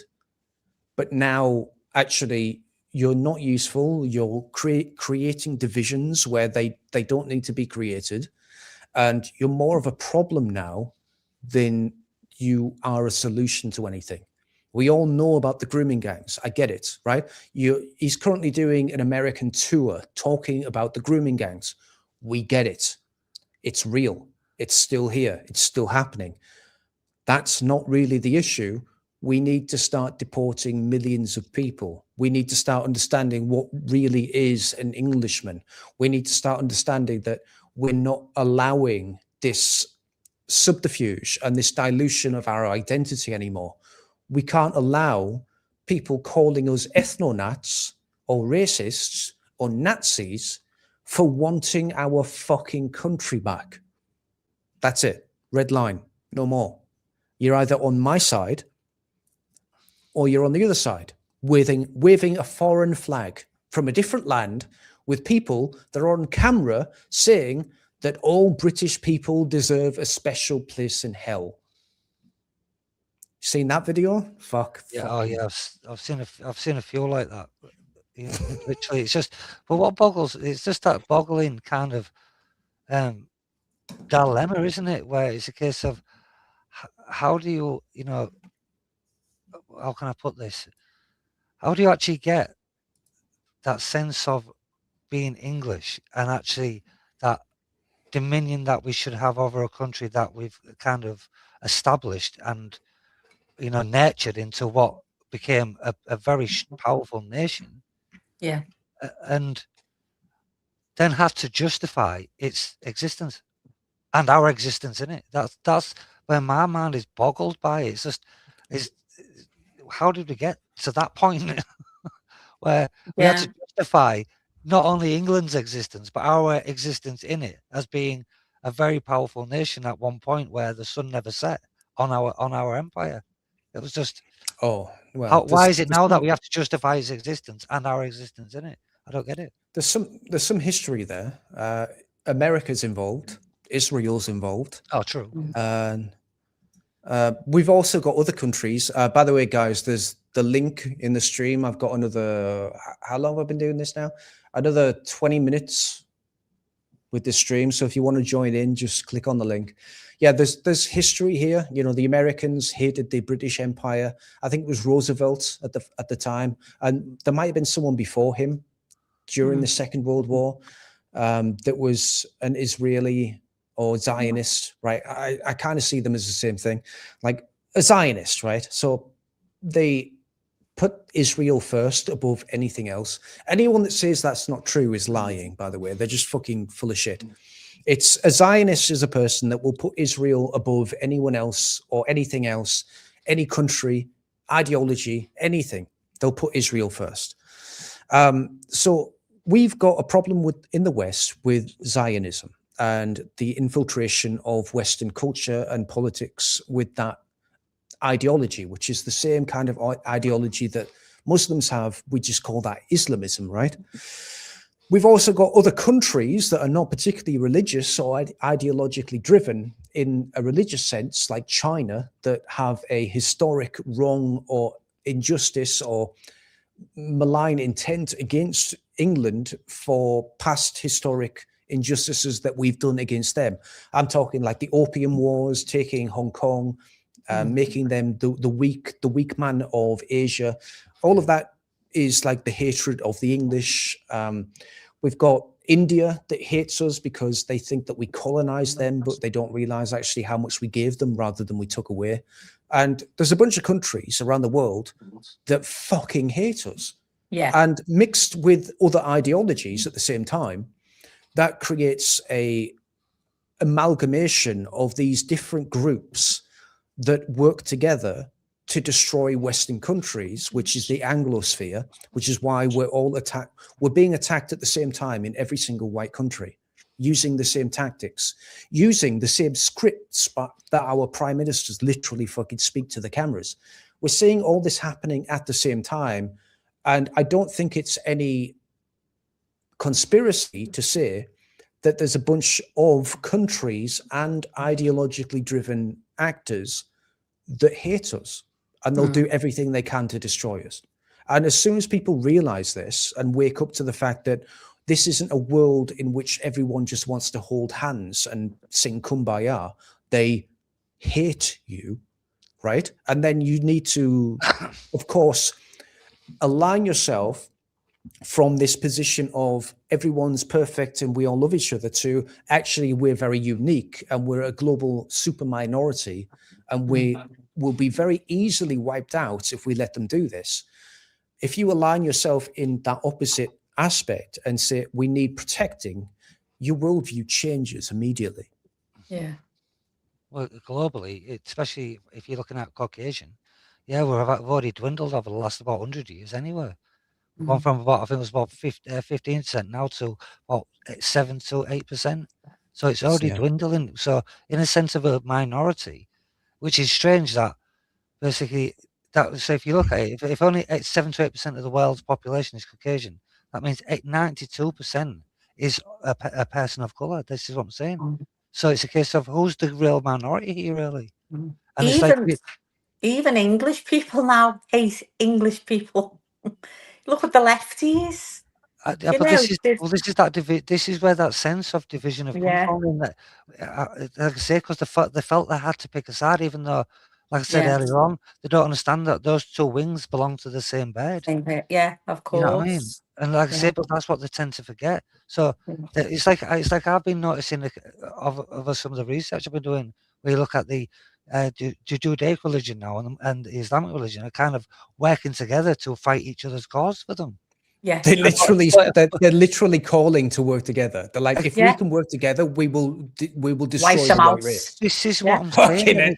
Literally saying it. But then you look at Israel and Palestine, and it's like, well, hang about, you two are scrapping here, but behind the doors, look, you're all shaking hands and making deals to help each other's cause, which is very odd, even though you both have Abrahamic faiths. So you're both definitely going to agree anyway, because you're both Abrahamic faith. So there is going to be agreements there. Obviously going to be disagreements, because just like Marxism, socialism, and communism, they argue between themselves because they're so close in relationship to each other. There's just distinct nuances in their understanding of that division, where it's just the same here. The Abrahamic faith, because essentially Islamic faith is a mixture of New and Old Testament, essentially, and it's badly interpreted, and that is basically just the Old Testament, which comes from the Hebrew Canaanite faith anyway. So they have a relationship anyway. So they're going to agree behind closed doors. But to everybody else, they're scrapping, which is odd. Gary, I think Calvert 4216 is he's not understanding what we're talking about. He seems lost. What even is this combo? This combo? We're just talking about, the future of our country, our being people. British, being English, being British. You see, I kind of feel like there's a parallel here to something that I said before. When someone said to me, what is it? What is Englishness? What is it to be English? What is an Englishman? I kind of feel something similar with this question. What even is this convo? Well, if you don't understand what we're talking about, then maybe you're not part of the tribe. Just saying, because I think every fucking Englishman knows exactly what we're talking about right now, and it's fundamental. Like it's even though it's something that is. I'm trying to keep it light. I'm trying It's to keep it light. Fundamental, guys. I've got to admit, though, I have to admit this because I'm just like waking up now to Israel. Only now. But there is because there's a synchronous affinity. That's what I'm looking for. Yeah, Between those two groups, there is a synchronous affinity. I The was all perception of one. it is the scrapping, really, Yeah. the synchronous in that. I was affinity that we all share. one way. I was just all one way, and then I thought, right, I've gonna have, because I'm doing my channel, I'm gonna have to open my mind up a little bit, you know, and look at both sides, Middle East and Islam and what have you, and they're basically the same. They're very distinctly similar. I will give you that. They're Yeah. distinctly similar. Yeah, like I said, they have a synchronous affinity because one came from the other. You've got to remember that the Islamic faith started between Muhammad and his family, who he indoctrinated into the Islamic faith, and it grew from there. You've got to remember he usurped Mecca, which wasn't Mecca at the beginning, but he usurped it, covered all the actual graphic work up, and actually put in basically his own depictions of the Quran. All I think now is, this is my feelings, right? It was a cult. All religions are cults. All of Yeah, them are. I don't really care about what's going on anywhere else. This is what I keep saying. I don't really care about what's going on the other side of the world or whatever. All I care about is what's going on in this country and where we're heading and what the future of our country is. And then when people are like arguing about this, that, and the other, and Israel and the Middle East, I think focus on this country. Focus on us. Focus on our country. I'm literally 1,000,000% with you, Sue. Trust me. So, okay, it was just a question. I've asked a few, but not answered. No need to have a go, Dino. Sure, maybe, but I'm kind of fucking triggered by these kind of questions because we've been gaslit for fucking generations, and I'm done with it. Exactly. So when it comes to this kind of nasty little fucking slimy question, go fuck yourself. I'll be honest, dude. I don't like them. And I'll call you out for it, and I'll just say it directly to your face. I'm not a slimy little thorpy, lispy twat that will talk about unity or whatever. I know exactly what I want. I want the best of my country and the best of my people. And there's a bunch of people out there that will use slimy tactics to try and use questions or analogies or suppositions to persuade you that maybe you're on the wrong track. I'm done with that. I am 100% certain what I'm doing is correct, and I will accept nothing that will try and divert me away from that. So apologies if you were trying to say something that was good or nice, didn't come across that way, so I called you out. That's it. That's the way it goes. That's the way. I just watched the Jim. I watched the Jim Carrey movie the other night, and he was like, "That's the way the cookie crumbles." Yeah. And he, what is it called? The Bruce Almighty. Bruce Almighty. Yeah. But I think, you know what though? I think that mindset is of a lot of people lately. My brother, he introduced me to you, and he introduced me to Angry Bootneck on YouTube a long time ago. And my brother now, he was dead liberal. He was so liberal, and now you want to hear him. And someone said to me, I think you've radicalized him.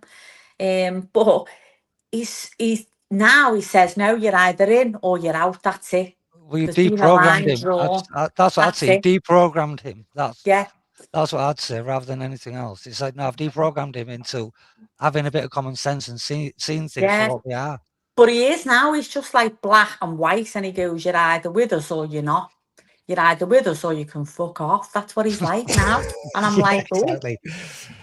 And this is like Cat 68. Dino has called me out a few times. Yeah, I do that. That's it. There we go. Fucking, Yeah, there we go. I own up to that. No, it's nothing personal. I remember Steve Laws saying something to that Jewish guy, Andrew Goldman. Is it Andrew Gold or Andrew Goldman? I can't remember. Well, Anyway, I believe he it's was like, Gold, but I think it might be Goldman. okay. And he was like, look, it's not personal. It's just, I'm trying to save my country, and exactly how I feel. It's nothing personal. If I call you out, just get over it. Just like deal with it. I'm not attacking you personally. I'm just critiquing something that you said that I don't agree with. If you want to change your mind, that's fine.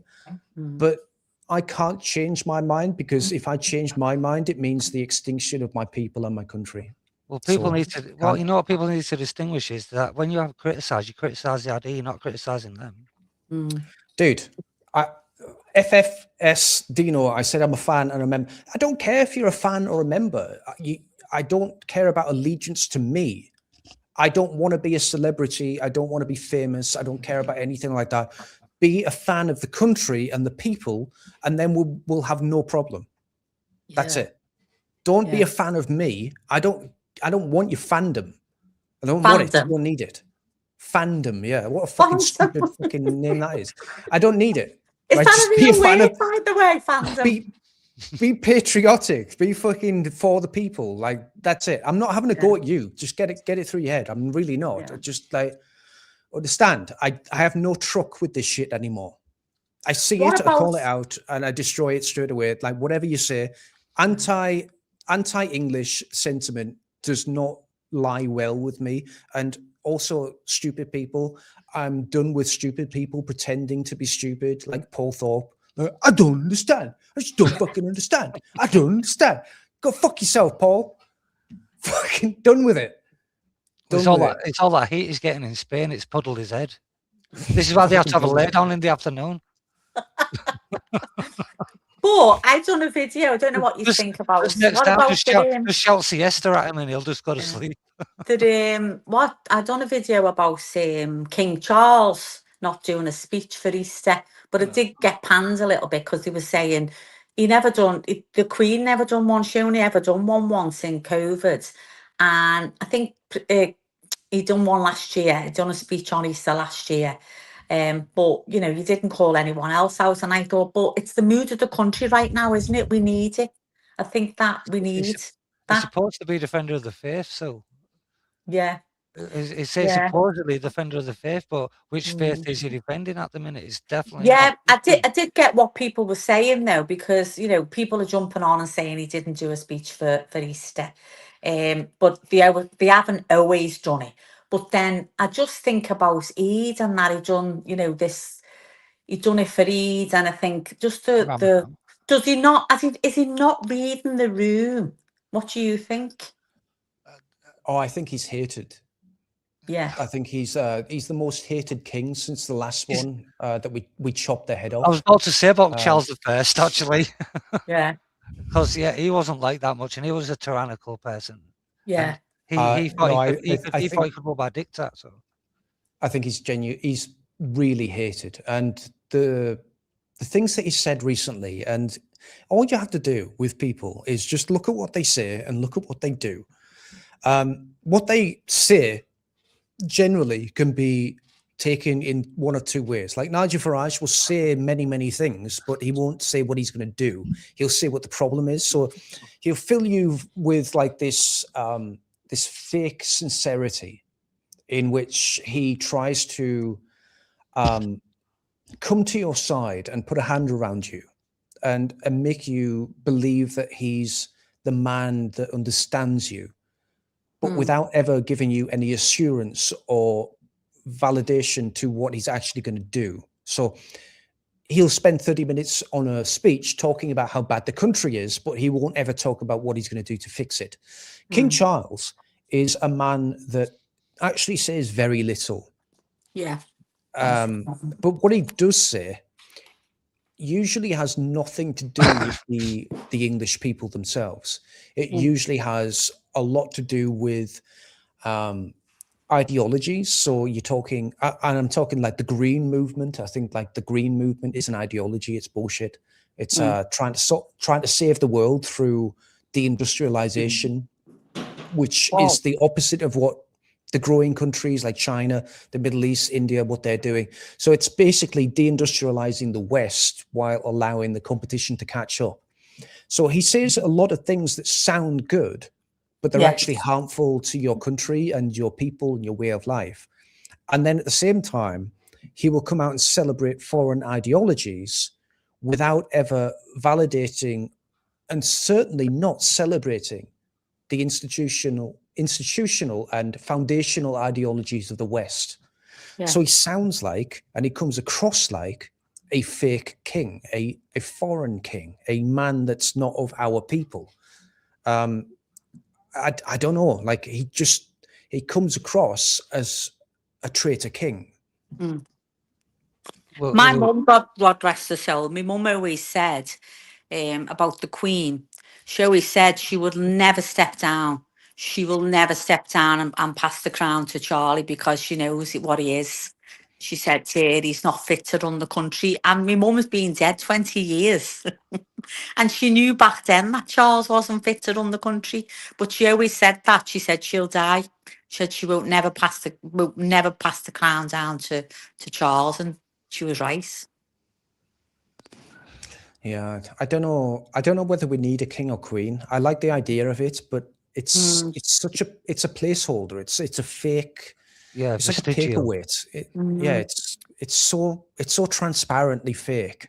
Yeah, but what would Like, we have? What would we have if we didn't have a king and a queen? What would we have? We'd have what we have now because they're useless. Like they don't do anything. Yeah. It's a signature. It's right. Parliament just goes to the king and says, "Hey, can we do whatever the fuck we want?" And he's like, "Yeah." He signs the book. Yeah, you got the king. King's part. Like that's it. It's just they go to a room and they say, "Can I do this?" And he's like, "Yeah, fuck off, go do it." That's it. Do you What is the think point of that? that? Do you think that, like, people always say, don't they? This is just me asking a question. People always say, don't they, that they bring a lot of tourism and a lot of money to the country, but then you've got to think about how much it costs them to have them there. 100 Don't million care. every year. Yeah, I don't care about that. Literally That's a 100 stupid. million every year. That's what it cost us to keep it. It's a stupid argument. It's got nothing to do with reality. What I would say is I would rather have a dictator that loves the country, loves the people, wants this country to be the best it can possibly be, and you can't vote them out, rather than having a bunch of people that lie to you to get elected and then do the opposite once they're in power. Because this democracy shit that we're doing right now, it's not really working too well. Not working, no. No, it's And not.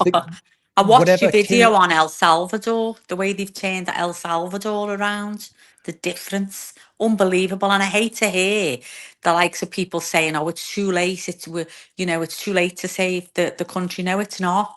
No, it's not too late at all. I agree with that because I said El Salvador was finished about 30, 40 years ago. Yeah. And now look at it. Yeah. That's what I'm saying. So it's not like it's not possible, is it? It's like, look at China, what they're doing at the minute. They're driving them all out at the minute, knocking all the mosques down and everything. So it's not like it's not possible. They're starting to do it in Japan. They're starting to do it in about Japan. it. I've just come back from Colombia, and went to Colombia and Argentina and Brazil, and Colombia very vibrant, colourful, and what have you. And we went to Medellin, and this is what I was saying about turning things around, because Medellin was one of the most unsafest places in the world. I think it was, Pablo Escobar territory. Now it's a tourist trap. And you think they put escalators in, it's colourful, it's vibrant. Don't get me wrong. I mean, I wouldn't like to go into the favelas and what have you, but they've turned that place around. So it can be done. It can be saved. Well, look, I found the same when I went to Guatemala. So because Guatemala used to be a banana republic. And I said, if you go to it now, I swear down, I was there for a fortnight, and I'd never felt so at home. It was such a nice place. Yeah.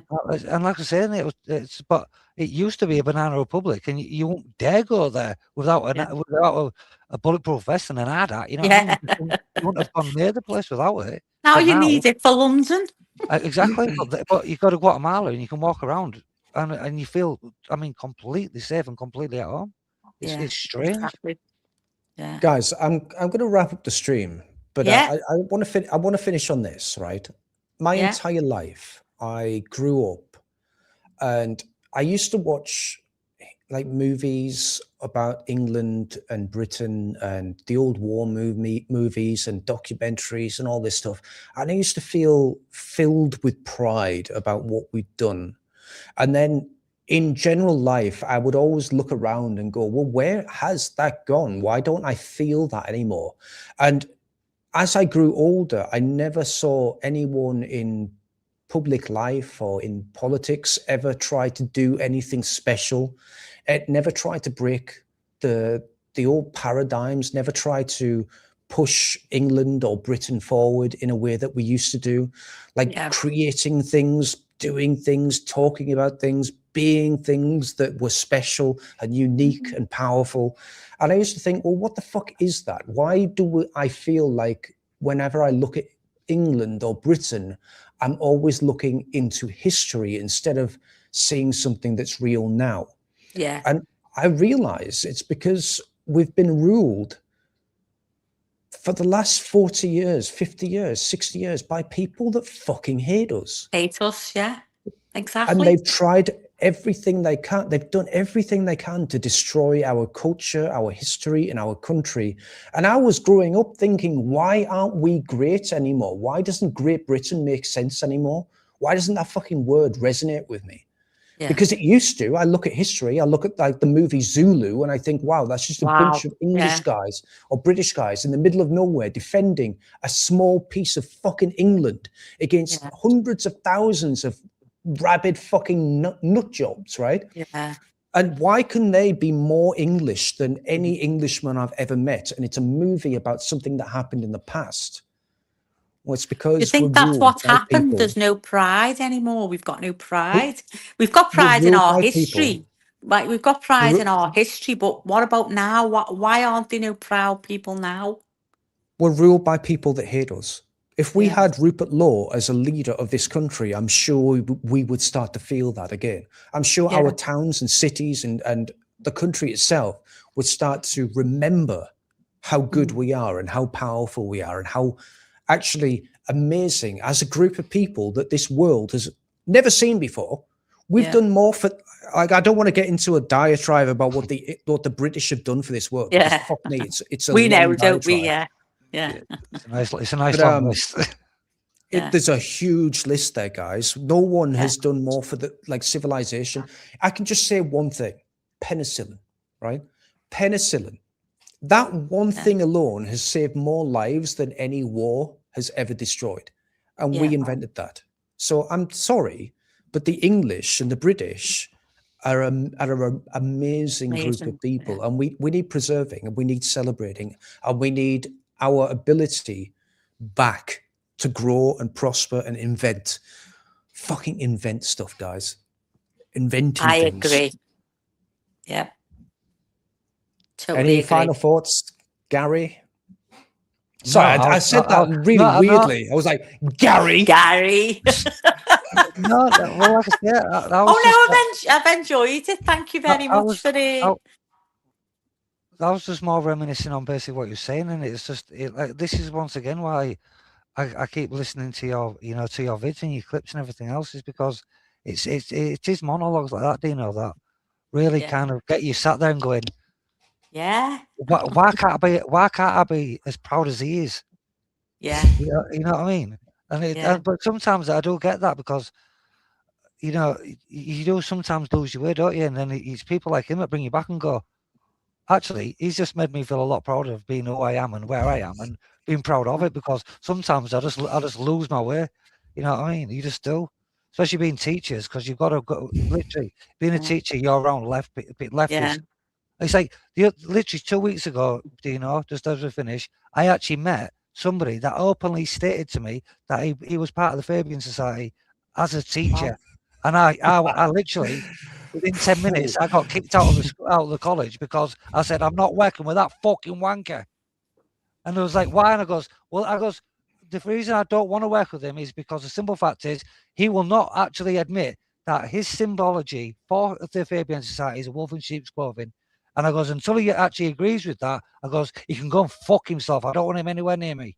because I don't just not get him away. I can't believe he actually admitted to it. You know what I mean? That he actually admitted he was a Fabian. You know what I mean? I was just like, what? You openly just said that to me, and you're in a college. I goes, mate. I goes. I'm not. This is too early for political buddy discussions, and I don't definitely want those discussions with you. And he goes, oh, it's just you've had stuff on the internet, haven't you? I was like, mate. I goes, I'm sorry. The parable of the sheep and the wolf in sheep's clothing comes from the Bible. How is that conspiracy, mate? It just isn't. It just isn't, because the parable has been there for a long, long time. It would be interesting if he ever saw the video of the founder where he's saying he wants to get rid of useless eaters, like kill loads of people. Bernard Shaw. Is it Bernard Shaw? Is that his name? Chat. Is it Bernard Shaw, the guy, one of the founders of the Fabian Society, where he's saying, I just don't like people. You know, there's many useless eaters out there. What we need to do is just get rid of them. We need to bring them into our room and just ask them the question, what did you contribute to society today? Did you contribute or did you take away? And if you took it away, then maybe we should take your life away or something like that, right? Well, yeah, it's when I said the same thing to this guy though about I said George Orwell. I goes, have you seen 1984? He was like George Bernard Shaw. George Bernard Shaw. That's the guy. I mean? But even when I talks about George Orwell, he goes, well, and he said that's conspiracy. I goes, no, there's actually very academic discussions on the very fact that 1984 is related to basically George Orwell's understanding of not just socialism but the Fabian Society Manifesto. And he wrote that about 100 years of Fabian Society, if it ever got control in England, and that would be the result of it. So I said, are you telling me that's conspiracy theory when there's a serious academic discussion about it? He was like, yeah, it's internet nonsense. I was like, how is that when it's an academic discussion? It's not internet nonsense, is it? You're off your head, mate. Guys, I'll stay a little bit longer if the Vindicator wants to come onto the chat. Vindicator, do you want to come onto the chat? I've done fucking loads, mate. Like this, I've done everything. I've talked about everything, probably. I mean, I haven't talked about everything. I'm literally lying.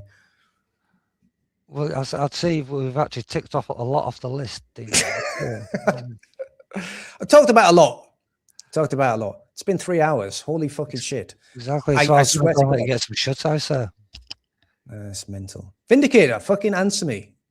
But what I will say, sir, because I'm going to get off because it's 11 o'clock now and I'm up at about 4 in the morning. So I'm going to. Gary, you've been awesome, actually. You've been one of the better guests I've had on this channel for a long time. You've been really cool. I want to see you do your Kung Fu Jitsu on the dummy next to behind you next time. Oh, you want me to see me using it? Yeah, I want you to pretend that that thing behind you is the Fabian in your college. Well,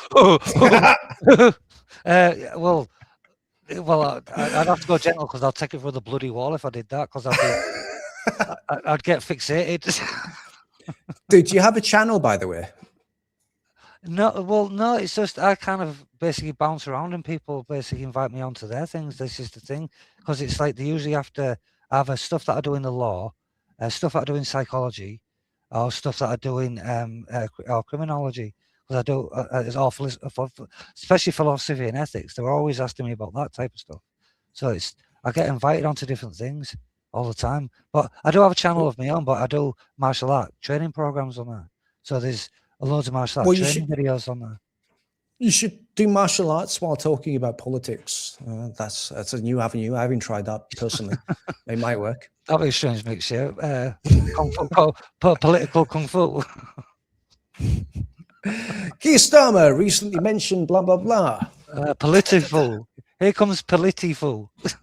All right, buddy. Thanks no for, problem, thanks well, for thank you so much as well, though, because it's been great speaking to you. And like I say, I'm literally all the best to you, sir. And I'll definitely keep watching because you make me chuckle. All right, buddy.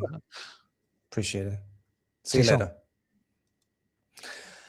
All right, Vindicator strikes back. Seems like he just popped in for 1 fucking second and then popped out.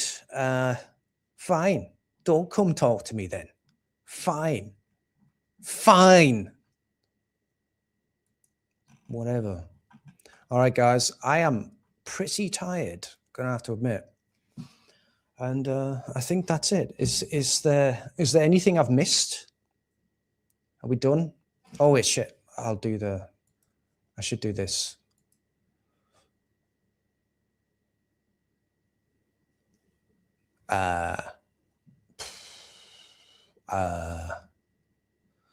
I don't know the context regarding this, but what I would say,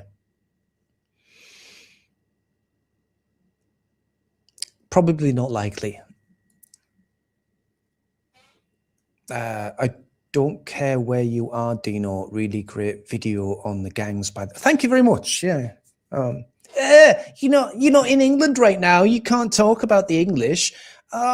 Paul Thorpe, by the way, says the same thing. He's like, you haven't got children. You're not allowed to talk about the country if you've not got no children. Yeah, all these arguments are fucking dumb. Just take it away. Go somewhere else with it because I don't care. Nice to see you back online.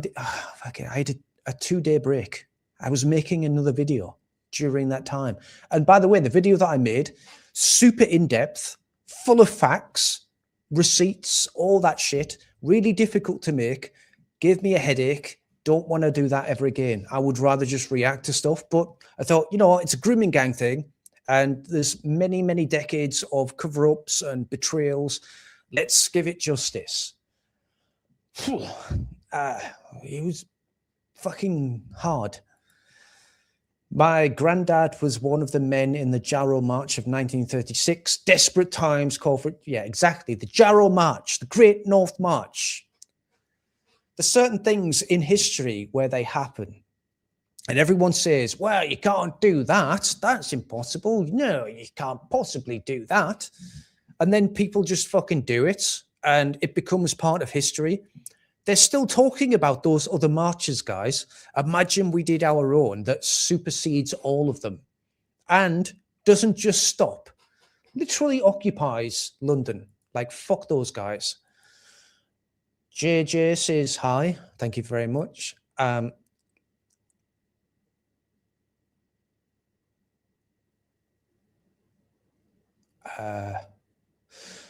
know what that means. And then we've got 2 more that just say membership and membership. Thank you for being a member. I appreciate it. Dino, Vindicator made a video about this recently. And he was saying, like, how do I get rid of that? Gone. He was saying something along the lines of, he doesn't ask for memberships or super chats or anything. Unlike other YouTube, I'm knackered, guys. I'm knackered. Unlike other YouTubers, like he doesn't ask for anything, and I think I'm in the same category. You don't earn a lot. You don't earn a lot of money on YouTube making this content. You really don't. And a lot of people think that we're all rich. Are we? Fuck. I can pay the rent. And it took me my life savings to be able to get in that position doing this full time. So now I'm in the position where YouTube pays the rent. Yeah, cool, right? Amazing. So yeah, I do earn money on YouTube. I do pay the rent and it's good enough to pay the rent, but it's still probably less than minimum wage. So it's not great. But it's not about the money, guys. It's about fucking. It's like that thing. What is it to be English? Well, what is it to be a YouTuber that is doing politics? You're not in it for the money, and you're certainly not in it for the nice comments because you just get horrible comments. There's a lot of nice ones as well, but there's a lot of shitty comments. You've got to deal with personality assassination, reputation assassination, people gaslighting you and straw manning you and just being disingenuous and all kinds of nasty, shitty tactics. It's not good. It's not great. It's not particularly enjoyable. You've got to talk about things that make you depressed. You've got to watch things constantly that black pill you. And then you've got to do it in a way that you're articulating to the audience that there's still fucking hope. It's not easy. It's not fun. There's other people that do the opposite, and I don't like them, and I will probably be less, what's the word, when you're deferential? See, Gary, where are you, Gary? I can use fucking big words. Deferential. I think I'll be less deferential towards them in the future. In other words, fuck them. Fuck them, guys. Fuck them all. Fuck all the fake patriots, the plastic patriots, the lispy-toothed wankers out there. Fuck them all. The weird guys that impersonate you using AI, the weird gay guys that live in Spain, that fucking talk about each other way too much. Fuck them all. They're gone. Like, they're just part of a different movement that doesn't, we don't need it anymore. And if they want to try and catch up and say, no, guys, I thought I said everything that you said before. The Rupert North amazing. He's changed his mind since I really like him now. Like, whatever. Get on board. We'll accept you. We'll enjoy the fact that you're a patriot now. But we have a long memory, and you know, don't know where I'm going with this. I just wanted to make a Paul Thorpe impression again, if I'm being honest. Oh, fucking hell. God, man, that guy pissed me off. He really pissed me off. People don't do that very often. I'm pretty chill. That guy pissed me off. Really pissed me off. I hate liars. I hate liars more than anything else. Fuck me. They're the worst. I'm eating a Mentos. All right, I think we're done, guys. I think this is the end. This is the end. That's all I know from that song. Something, something, my friend, the end. I don't know. All right, go away now. I'm waiting for you all to just go away. How many people are here? Oh, wait. I'm supposed to do something, right? Hang on. Give me a sec. Let me do this, right? I've got the ending. I've got the thing. I've got everything set up.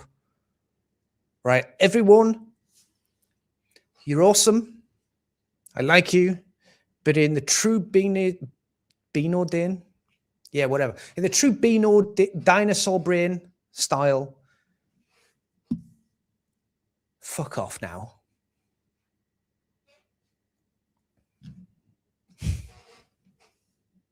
Fuck, I ruined it. Shit. I didn't click end stream. All right, wait. Let me do it again.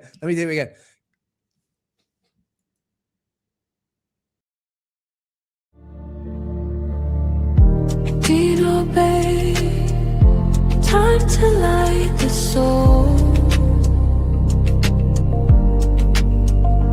Dinobane, and we could stay both of